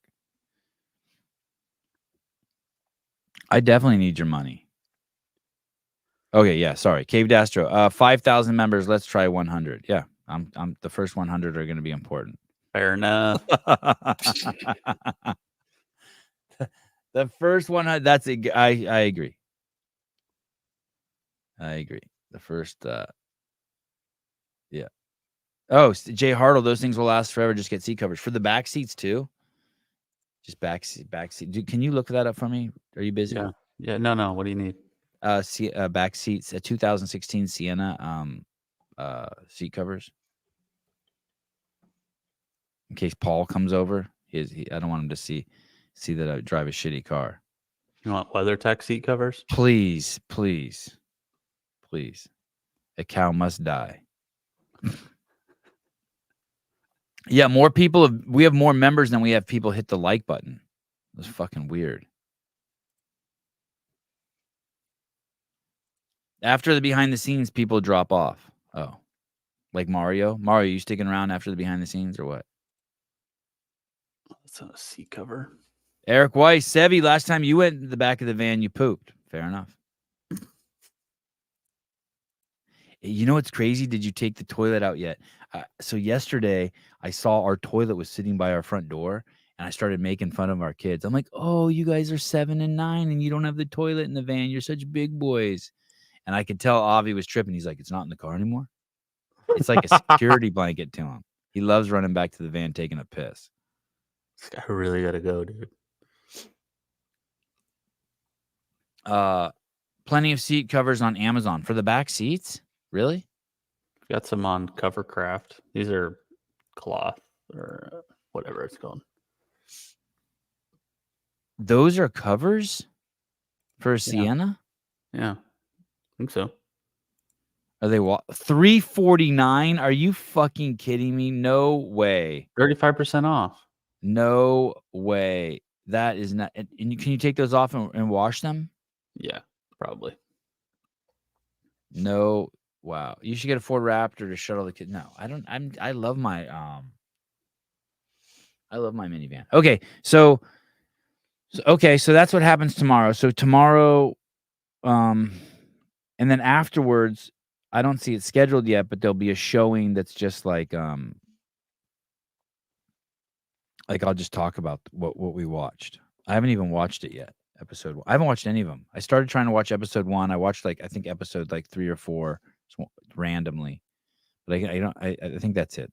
So I did watch 1.5. Denise Moore, hi. Hey.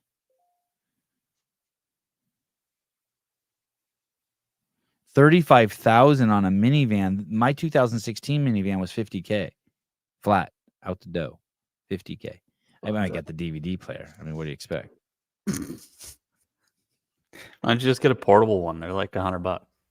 The portable DVD, like just hang somewhere in the Yeah. van. Hell yeah. That's how we roll. You made it when someone bootlegs it for free. Yes, it looks like 35 people have seen. Well, I gave the Illuminati the link, my locker room crew, the hitman. I gave the hitmen, the posse, the gangsters, the guys I roll with. I gave them all a free link. But what's weird is there's 35 views. That means some of these fuckers watched it twice or passed the link on. Not cool. That's cool. I'm fine with that. I sent one. I sent one to Jason at CF Media. Who else did I send? Because he made a video about me. Oh, Yeah, look, cool. Hiller watched it twice. I watched it twice too. Oh shit! Sorry. You guys, I only gave you one free link. You guys are taking advantage of me. Hiller, I watched it 10 times. I think Hiller's working on a video that I'm excited about. He called me. Go ahead. He called me and said, "Hey, can you have Avi do this workout?" Really? Yeah. So yes. So then Avi did the workout and he only did 29 reps. My fault. I counted wrong. Wow. Yeah, not cool. Horrible judge. You need to take the judge's course before you do the open. So 2 days later, he did it again.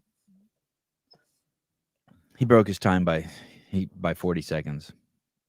Oh, so he's fine. Sevi, can I get my 3% for the membership idea? Otherwise, I might get my lawyers involved. Yeah, it was your idea, right? Oh, I did send Don a link, but I sent him a link just to show him the intro. I sent obviously Dave a link. I sent Nicole Carroll a link. Justin Zuzimbo. I did not send Justin a link, though I should send Justin a link. Oh, there was some guy who donated $49 in the show, and I sent him a link right away. Who was that? Was that Sour or someone? Someone sent today? No, a while back. Oh. Someone sent $49. I was like, yeah, what episode do you want to see? I'll send it to you right now. Shot in the dark. Which one? I don't even know. I just sent him an episode. Oh, what's this, Walter? I watched the behind the scenes free on YouTube. Yeah, if you gave me a standee, you'd get a link for sure. Oh, I sent my mom and my sister and my wife a link.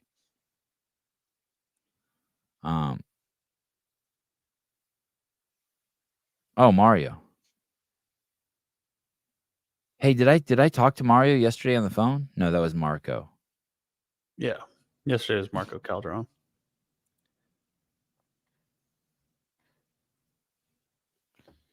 All right. That was the guy who called in. Right. He was woke like me, and then he transitioned. Yeah. Someone sent me this thing. Oh, man. I don't know if you guys are ready for this. You want to see something that will just completely fucking change your world? I should warn you before I read this. This is from the New York Times, December 28th, 2023.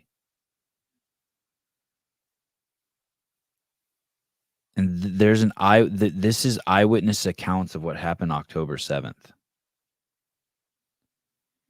And this is what I was talking about yesterday when I said, like, hey, there's different operating systems, right? There's like, you could watch CNN, that could be your operating system. You could be Christian, that could be your operating system. It could be Muslim, that could be your operating system. You could be Mormon.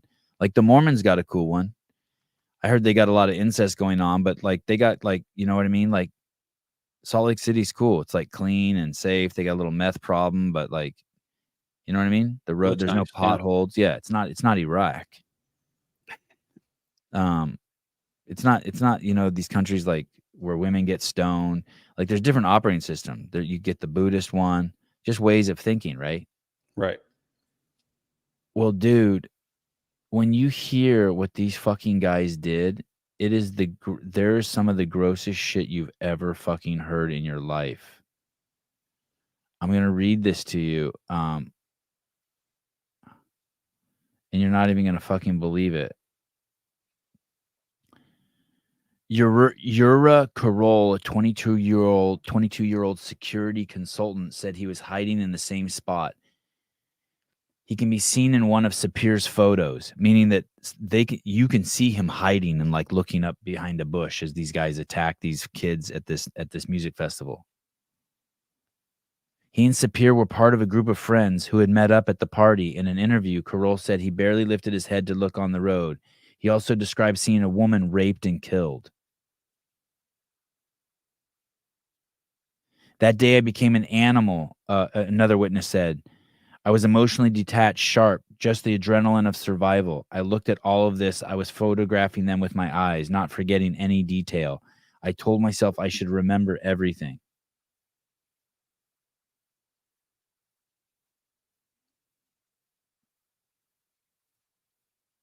He said he then saw 5 men wearing civilian clothes, all carrying knives, one carrying a hammer, dragging a woman across the ground. She was very young, naked and screaming.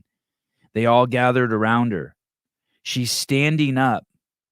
They started raping her. I saw the men standing in a half circle around her. One penetrates her. She screams. I still remember her voice, her screams without words. Then one of them raises a knife and they just slaughtered her. So they were having sex with these women and chopping them up with knives. What part of the Muslim operating system? Like what part of the? Were they trained? My question is, were they trained to do this, or is this a part of being those people? Is that part of their culture, or both? Both.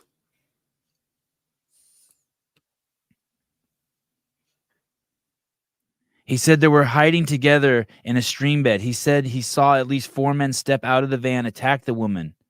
They ended up between their legs. He said they were talking and giggling and shouting, and that one of them stabbed her with a knife repeatedly, literally butchering her.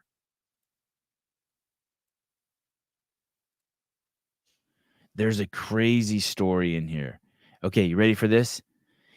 Her hands were tied behind her back. She was bent over, half naked, her underwear rolled down to her knees.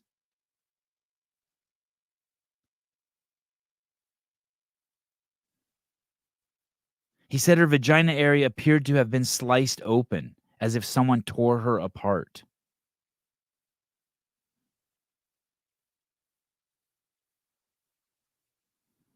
God, there's a crazy story in here. The craziest one yet. You won't even believe it. You wouldn't believe the other ones? This one's fucking just on. The first victim she said she saw was a young woman with copper-colored hair. This is the New York Times. Blood running down her back, pants pushed down to her knees. One man pulled her by the hair, made her bend over. Another penetrated her, Sapir said. And every time she flinched, he plunged a knife into her back. This is 2 men raping a woman doggy style while stabbing her in the fucking back. I've never even heard of this kind. She said then she watched another woman shredded to pieces while the terrorist raped her. She said another pulled a knife, a box cutter, and sliced off her breast. While they were raping her, they cut off her breast. One continues to rape her, and the other throws her breast to someone else, and they play with it as the breast falls to the road. You think they're going to let these fucking people stay in Gaza? Hey, there are women in this fucking country saying free Palestine in colleges.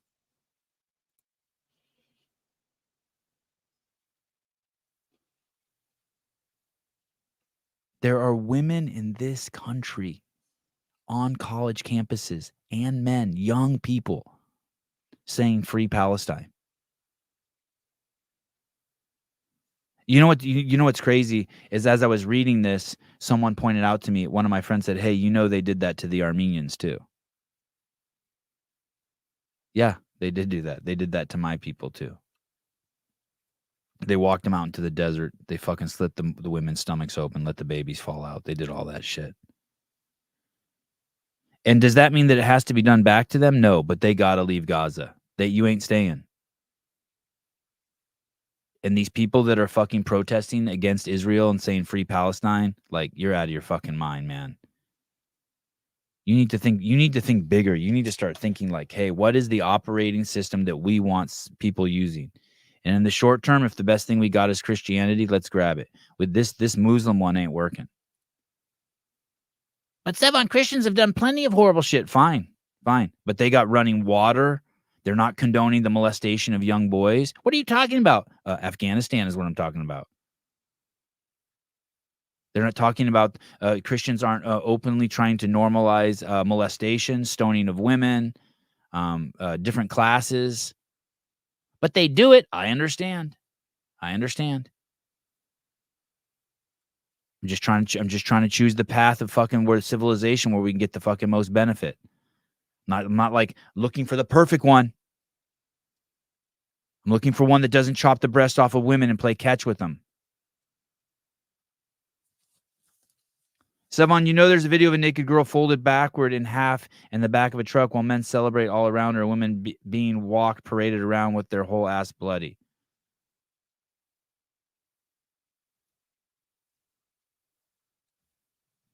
Jay Hartle. Sev, you need to end the show and start another one before you start this so it doesn't fuck up that interview for views. Oh, what? I don't know. I'm actually going to clip this segment and put it in the middle of every behind the scenes.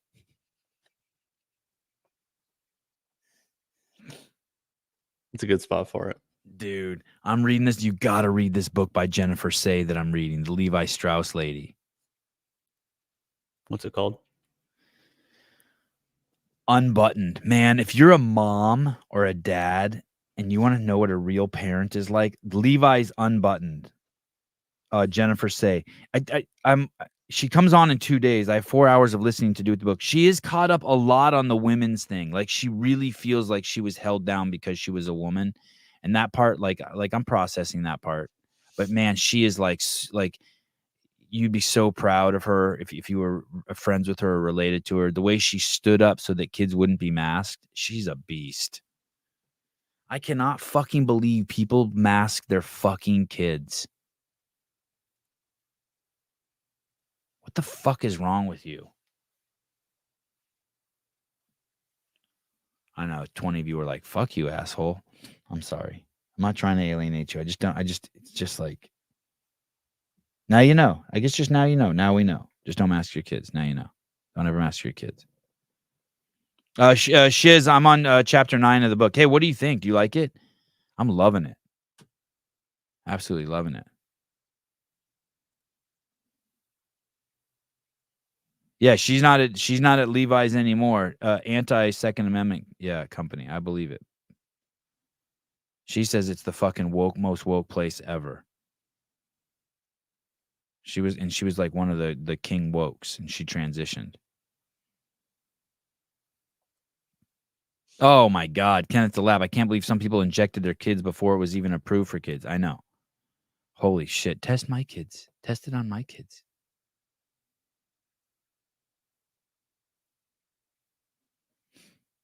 Oh, but Sleeky says, I still see kids masked in SoCal at the park. Oh, but Sleeky, you don't understand. Like, maybe their grandparents have cancer or something. You don't understand.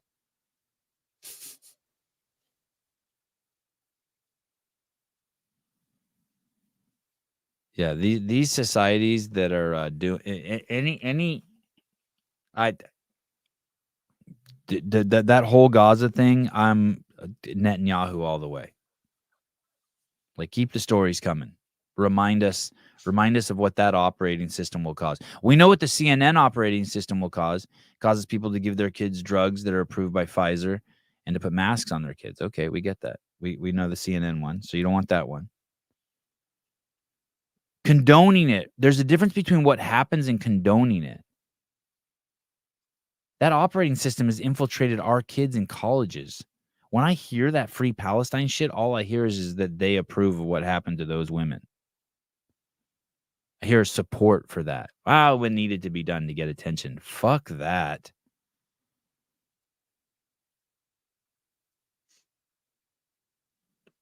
All right. Anyway, sorry, Darren, if I fucked up your interview. If you came here for the Darren interview, maybe you got a little more. You got a little something else. It's a crazy show. What can I say? Learn something, probably.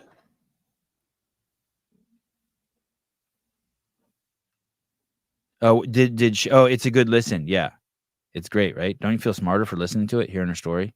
And she's a former USA national champion gymnast.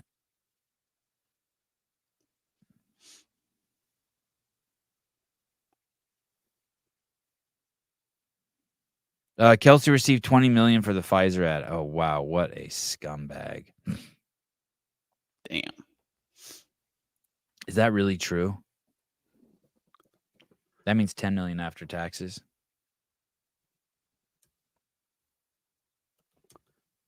Kelsey Pfizer million. deal too for it does say that somewhere. Yeah, 20 mil. Damn. He's not going to need it if he marries Taylor Swift. She got a lot of money. She's richer than he is. She just re-recorded all of her songs and released them under her own like record label or whatever. And how big is she? Is she like is she really big superstar? Massive. Is she like the biggest? Is she like a Michael Jackson or Beatles like thing? Like for this generation? Pretty close, yeah. Crazy. Oh my God, she has 280 million followers on Instagram. Yeah, her net worth is 1.1 billion with a B. I couldn't even name one fucking song she sings. Would I know her music if I heard it? Maybe the early stuff. Newer stuff, not so much.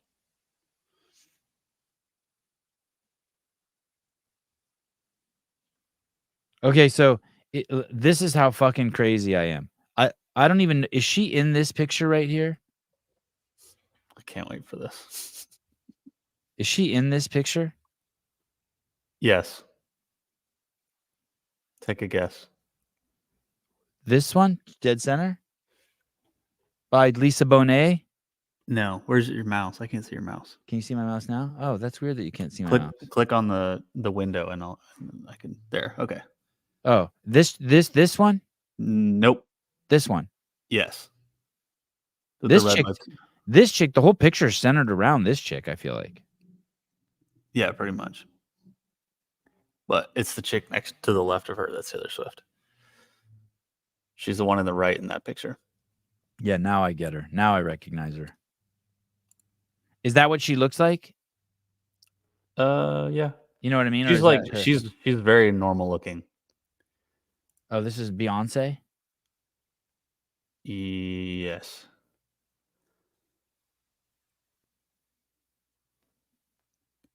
She reminds me of oh, I've seen this picture. This is her and Kendrick Lamar. She reminds me of who's the chick who was in the Iron Man movies and she was friends with Steven Spielberg? Oh. Reese Witherspoon? No. Oh shit, what's her name? Gwyneth Paltrow. Gwyneth Paltrow. Yeah. Yeah, very, very Gwyneth Paltrow. God, I'm so out of the loop. How do people see stars now? Where do they go? How do people know her? Like before it used to be like there were 3 stations and there were like 20 radio stations. Like how do people know her? Oh, it started on the radio. Now it's like all Spotify and stuff like that. She's got like world tours and stuff. Like right now it's the Eras Tours, I think is what it's called. And she's just going all over the world.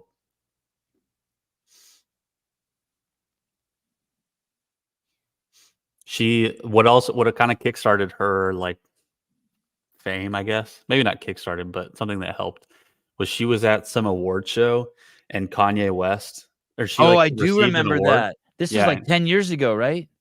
Yeah, it was a long time ago. And then Kanye West came up on stage and was like, "You didn't deserve this. Beyonce did," or something like that. And then she was like still kind of young and she's like, "What the fuck?" Yeah. This is kind of what I look like. You can't tell if this is a man or a woman she's hugging. You're just kind of like, It's not a bad-looking man or a bad-looking woman. It's just, you know what I mean? Just exists. It is. It just exists. Carol, you and your music team mean more to me than I could sum up. I don't Okay. even know who that is. No, I've never been to a Taylor Swift concert. CK Kevin. But anyway, that's how I feel. Like Taylor would probably love me. If we were friends, I'd probably get a picture in here.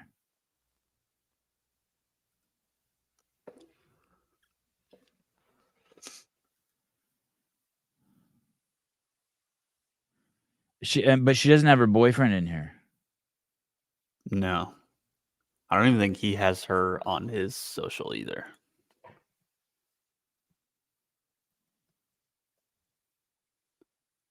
Damn. I wonder if could she gift me 1 million of those followers? Yeah. I don't believe that. She's not talented. She doesn't sing or play live. She's fake. She must be talented. She's got to. She's got to be she's got to have something. I don't hate her, but I mean, I don't understand how people just shit on her all the time. She's not people do shit on her? Yeah, it's like she's not a bad musician or person, I don't think. I took my daughter to her concert when she was 8. My daughter's now 22. Holy shit, she's been around forever. Really? Oh shit. She's 34. They're not really dating. She's a paid actor by the NFL. Oh yeah, that's a conspiracy.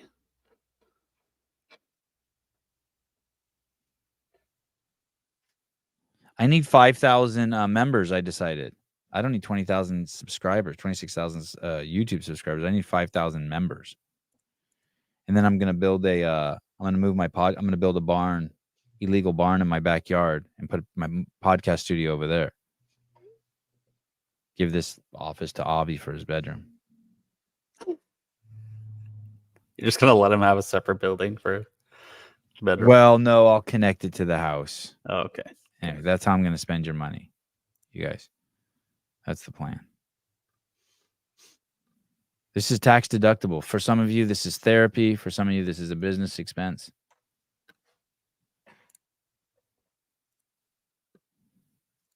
Someone sent me a cool video saying there's no such thing as Aztecs.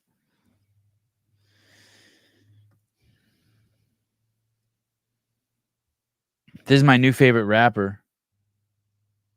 Actually, this guy's more of a poet than a rapper. Okay, here we go. Enjoy.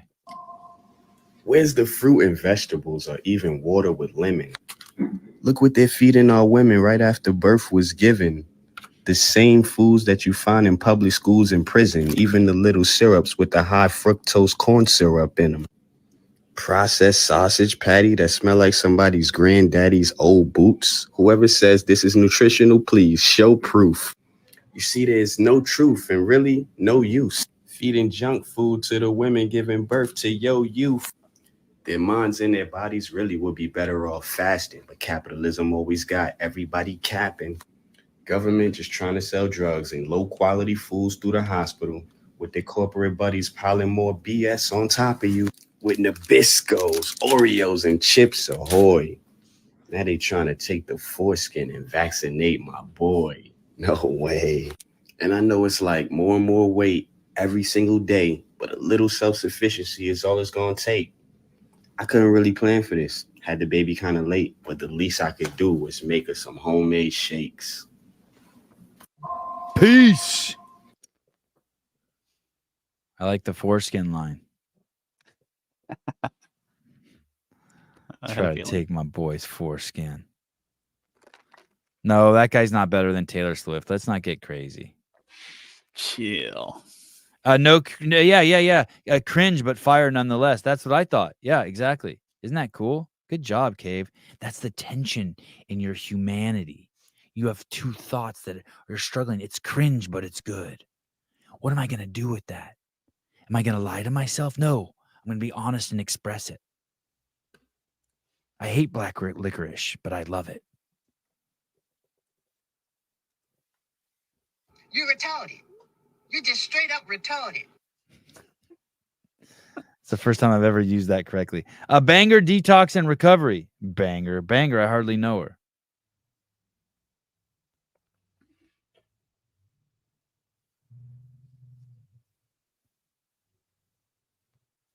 How is that, Ian Arsvold? I've been listening to Huberman's latest podcast with Robert Lustig. I was thinking about having Lustig on. How is it? Man, he's smart. I think he's smart. He's kind of like the Mr. Know-It-All about how fucked up sugar is, right?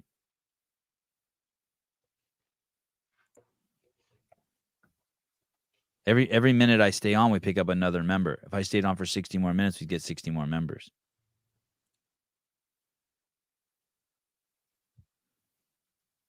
It's not organic. That's why it's cringy. Harry Mack would have crushed that. Is that? I don't know. I'm organic. That's cringy. That word's cringy. Can you be uncircumcised and Jewish? I don't know. It's a good question. Look at Zach Jones, another member. I'm telling you, one a minute. Zach, what's up, dude? Everyone's getting excited for Monday. Whoop, whoop. Tomorrow. We're less than 24 hours away. Tomorrow at this time, we'll be talking about, you'll be like, fuck, we paid $20 for that. That sucks, Sevy. and my response to you is going to be like, listen, they're only going to get better. Don't set your expectations. It's like in the 10-round workout, this show is like the 7th round. Tomorrow's show is like, like the first round. Just like it's not, there's not a lot of action in tomorrow's show. You know what I mean? Just wake up. I see Dave. I'm in his hotel room. You see his penis in it. That's it. Wow. No one's Just the censoring tip? me. No one's censoring me. No, just me. I don't know. I think Will Brandstetter said he might come on. I don't know if that's true. He sent a text saying he could come on. He would come on. I didn't even invite him on. They all suck, dude. We never said it was going to be good. You Yeah. just said we were going to do it. Listen, they all suck. The behind the scenes is like a yearbook. You know what I mean? Like you spend $37 for it. You wait all year for it. And then there's like 3 pages out of 200 that you give a fuck about. And it's like you and your friends like eating a cheeseburger or something in the cafeteria. Like, look, there I am. And then for me, the whole yearbook was ruined because the girl who was in charge of our fucking yearbook our senior year, I was friends with her boyfriend and she hated me. And I was pretty close with her boyfriend and she hated me. So she wrote in the back of every single yearbook, she had it printed. She was president of the yearbook committee. Sevan has a huge nose. Wow. They printed that? Yeah, and it got printed in every yearbook. No way. You think that hurt me? Yes. Damn, that's a different time. Damn, look at Gina Bartoli. Yeah, every yearbook just written. Sevan has a huge nose in the back, like handwritten, but reprinted. Do you know what I mean? Like The scanned it or whatever it was. Yeah, and then got just put in every single one. Not even Damn. small too. Not even small. You know what I mean? Like big, like this. It wasn't like at the bottom corner of a page. Sevan has. And a big nose. I just fucking went. I just said no, I don't. Well, you do too. Oh shit. That's fucked up. And so the thing you think about it is like this dude Darren fucking gets shot. This chick gets gets raped at a rave by fucking complete psychos, and now has people in the United States who should be supporting her, saying to free the people who fucking raped her. And then there's me, where all I had happen to me was someone wrote in a yearbook that I have a huge nose. Not so bad. No, it's cool. So not so bad at all. Got off easy. Yeah, you got off real easy.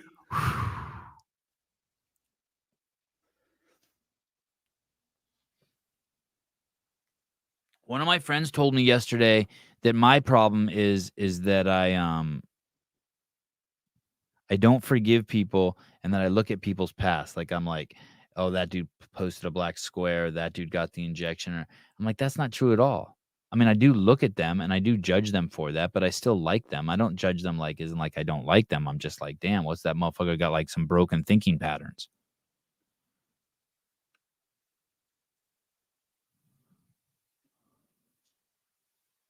But I don't think I'm the type to hold grudges for too long.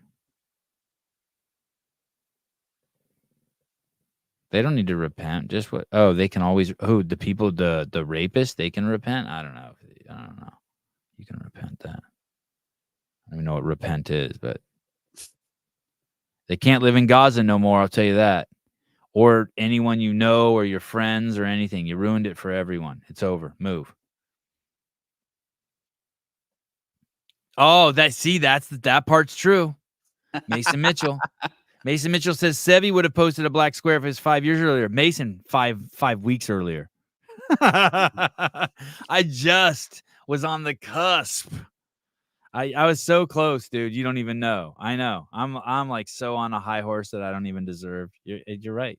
It's yeah, exactly. Yeah. You're so right. Yep. Look at Jacqueline Robinson, another member. Upgraded. Good call. How can you tell? I can see it on the other screen. Oh, you have 2 screens going? Yeah, I do now. Do you think that that's because? Do you think that well, your internet looks good today. Oh, that's good.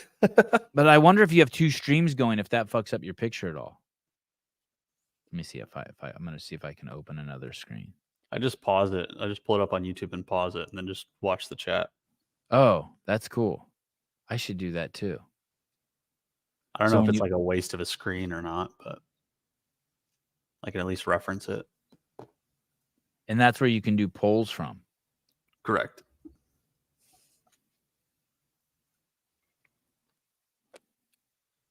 Man, our YouTube game is strong. Pretty good, yeah. That preview has 16,000 views. Really? Yeah. Holy Pre-COVID, Sevi would have marched in the rallies. No, don't get carried away. Black Square, yes. Marched in rallies, no. All right. So tomorrow's going to be kind of an interesting day. Do we have David Pan back on tomorrow? No. I think he's scheduled. He's on the schedule, but tomorrow, I don't know what the plan is with since tomorrow's to the. Okay. Oh, shit. Oh, that doesn't even make sense. Yeah. Okay, hold on a second, guys. Hold on. Oh, God. Well, scratch everything I've just told you about when it's premiering tomorrow.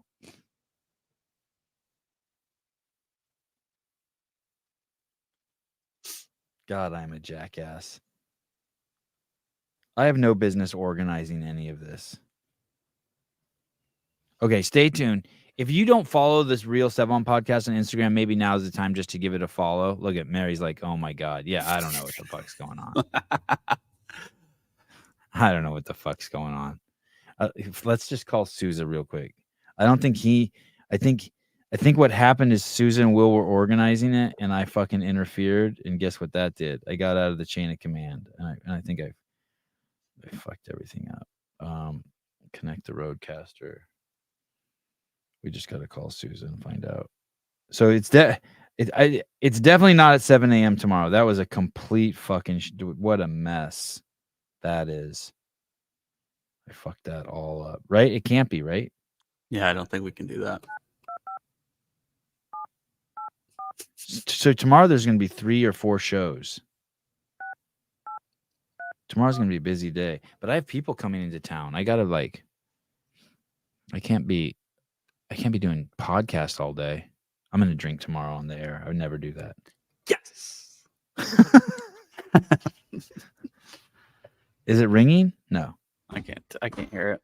I can't hear it. It says it's calling.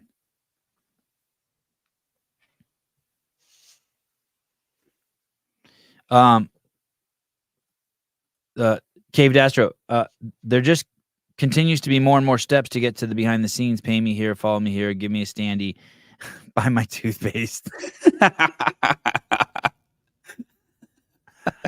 Hello? Souza. Hello? Fuck.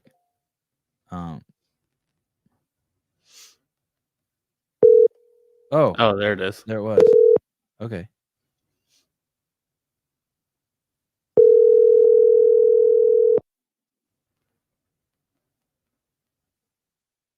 Oh shit, look at Audrey getting in a Brian friend, and y'all act like Brian required a lot. You guys are dipshits. That voice too. You guys are assholes. You reach Matt. You made fun of Talking Elite Fitness and the Lone Ranger guys because they leveraged Don Fall's interview and put it behind the paywall. And now look at you, you scoundrel. You scoundrel. If Brian would have been involved, none of this would have happened. Ooh. Brian, you should just give it to Be Friendly to air on his station. Yeah. And you need to call him and say sorry. You're retarded. You just straight up retarded. Yeah. She doesn't sound like that? Oh, so I'm not going to make her sound good. Hi, Sevan. I just wanted to let you know That's right, she says. that if you gave your behind the scenes to Brian, this shit would be tight. But instead, you tranny looking fucking Armenian douche nozzle, your shit's all fucked up. You can't even decide on a time. Just send that link over to Brian Friend. Let him upload it to Be Friendly. Just be a pal. Yeah. Yeah. Yeah. Love Audrey. Yeah. She knows. Sevan, you sound like Joe Dirt. Oh, reckon? Okay, fine, reckon. Sevan, I reckon you need a standee.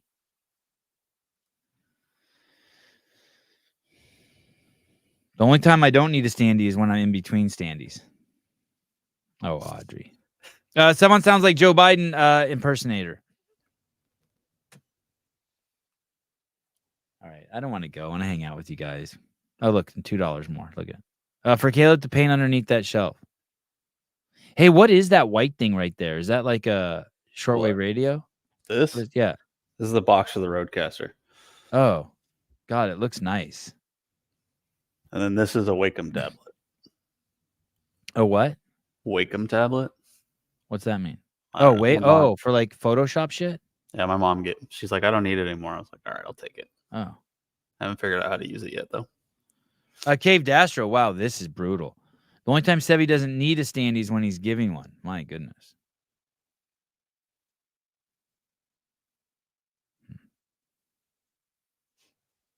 Listen, if I don't get to 1,000 fucking members by tomorrow, I'm not screening it at all.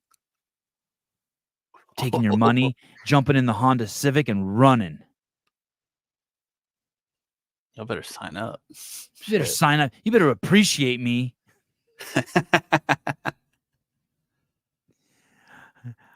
I make the only behind the scenes that's worth watching. There, Sarah. Good. Nice. Thank you. Good. Yeah, nice. There we go. That's all I wanted, Sarah. All All right, right. Never mind. It's still on. I don't know what time, though. I have no idea what time. None. I called Souza. Oh, he's at the gym. Oh, okay. I'll text you. Okay. When is the behind the scenes tomorrow going live? Some people want to know. Some people are asking. All 200 of you guys. Yeah.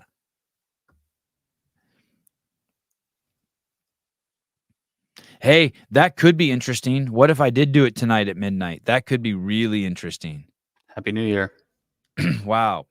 Oh, wow. That's interesting.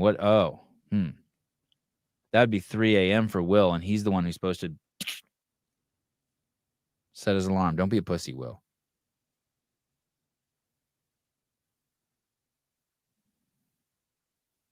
I ain't staying up late. Now you could, but the thing is, you can watch it any time. I think if you're a member. Correct.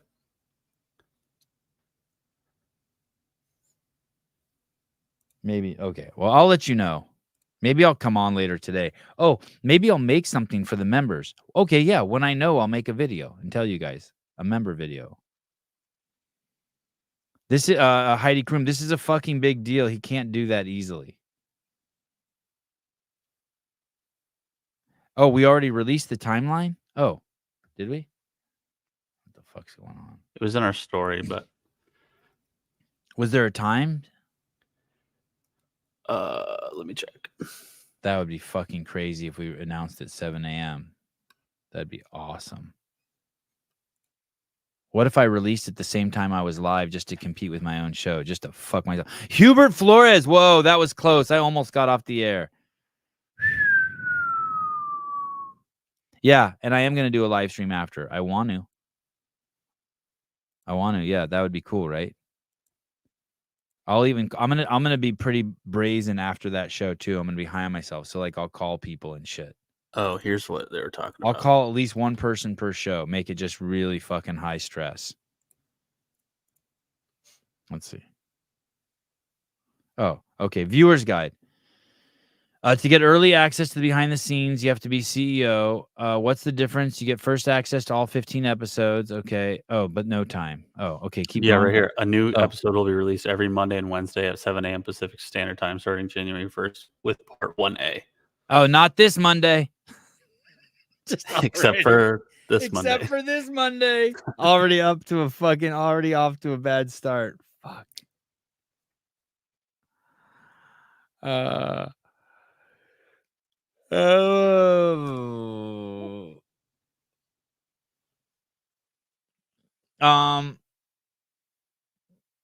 Oh yeah, that's pretty good. I think the 14th. Okay, all right. I feel like the last 20 minutes have just been a skit that Sevi planned. No. Isn't it always? Yeah, I mean, yes. I liked how the Ricky Gervais show was like, hey, have you seen that Netflix special he did? I watched it last night at Greg's house. It's really good. Is it? I haven't watched it yet. He's good. It wasn't even so much funny. I mean, it is funny, but he's just I like how he articulates things. He was just sharing some ideas. Like sometimes I struggle with the fact that like this is me who's on the show, but it's also not me. I'm also performing. Yeah, no plan B. Whatever it is, there's no plan. It's just part A trash or both A and B. A and B are both trash. I mean, you guys are gonna like it. Listen, And my Tuesday life 14th. is so rich. My trash is your treasure. Like you know what I mean. Like I shit in like days. Like I shit in my toilet and before I can flush, daisies are growing out of it. I mean, so yeah, performing or fake Sevan. Yeah, sometimes I don't even know. It's a fake performance. Can I do that?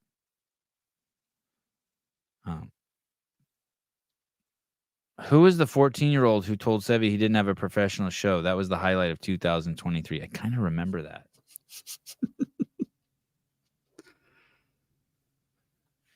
Russell Berger fucking texted me the other day and said something to me like that. Like that was like supposed to be like a compliment, but it's not. You know what I mean? Yeah. God, I love your organic smell of fucking manure that comes from your mouth. Oh, well, thank you. I love the way you smell when you haven't showered for a week. Yeah.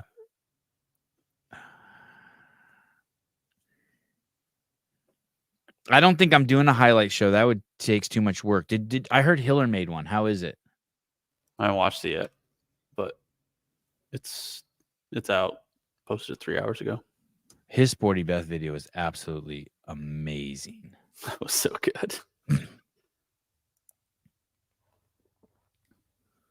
Wow, the promo video that we made for fucking Pedro's show has 10,000 fucking views. That's fucking nuts. Wow.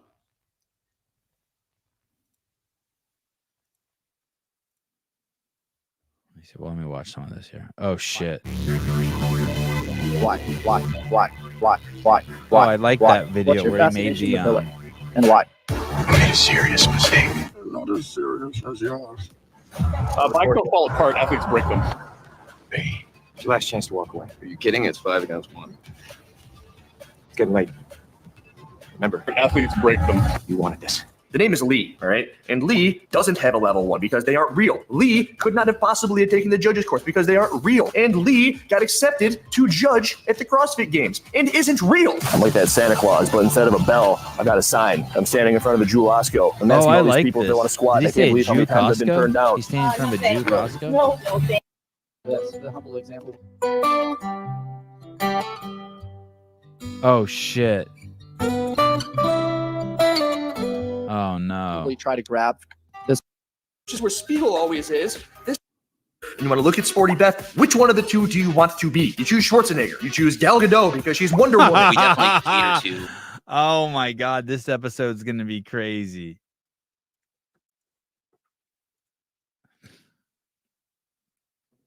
Hiller's going to ding you. I'm going to fucking ding you, Jeremy. Oh, Jeremy, I still haven't opened your email. I saw it. It looked important, so I haven't opened it yet. And it's from a fucking droid. Not your email, your text. Sorry. All right. When I was looking away watching Hiller, did we get any more members? No. Hubert. Now welcome, Hubert. It's a Mexican last name, but what? Hubert's not a Mexican first name, is it? I don't know. I've known some Latin Huberts. Like as Azor, Liki Azor.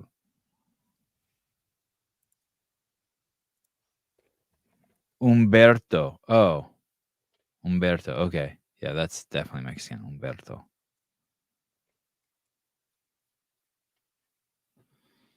Oh, here we go. Yeah. Chris. Hi. Chris Albrecht. Smart. Hey, very smart.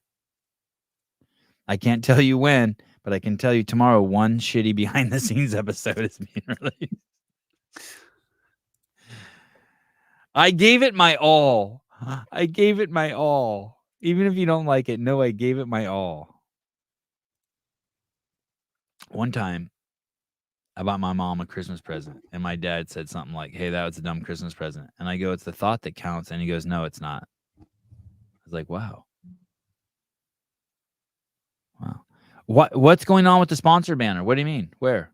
What's he talking about? I have no idea. He's asked that a few times, and I still don't know what he's talking about. What are you talking about? You think it should be bigger, easier to read? What do you mean? What's going on with it?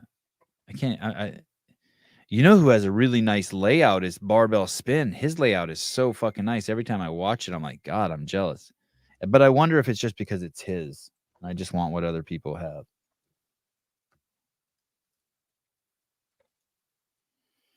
All right.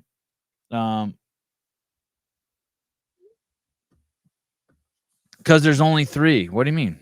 What's wrong with only 3? What do you mean? I'm stoked. What are you talking about? Happy to have those 3. No, yeah, 3. Paper Street Coffee, CA Peptides, BIRTHFIT. What the other ones they're just I don't know 3 months or 6 months or you know what I mean? We had who did we have on there? We had Toast Acers, which I have here somewhere. We had Swolverine, which I have back here. Just in case they ever decide to give me money again, I'll talk about them. I got Dave's Olive Oil. I got a black cock in case I start fucking black guys again. Again. Who was the other one? Was there another one? Oh, the only one. Yeah, they're just you know, 3 months here, 4 months there. I'm still taking my Swolverine stuff. I just don't talk about it as much because actually I don't even know if I talk about it any more or less. They were extremely generous and helped incredibly with the behind the scenes when they came in with the project at the games. That was kind of the deal with them. None of your fucking business. But I'll tell you anyway. The deal with them is when we were going to have a presence at the games and we were going to be doing all those shows at the games, they were nice enough. I think they sent me a bunch of Swolverine to my hotel room or some shit. And then they gave us a bunch of money and they said, hey, want to support what you're doing? I said, cool, thanks. I love creatine. Pre-workout and all that shit. I got a New Year's workout for you to do today, Jeremy. Oh, great.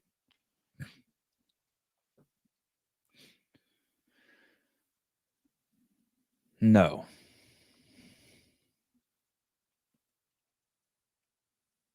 All right.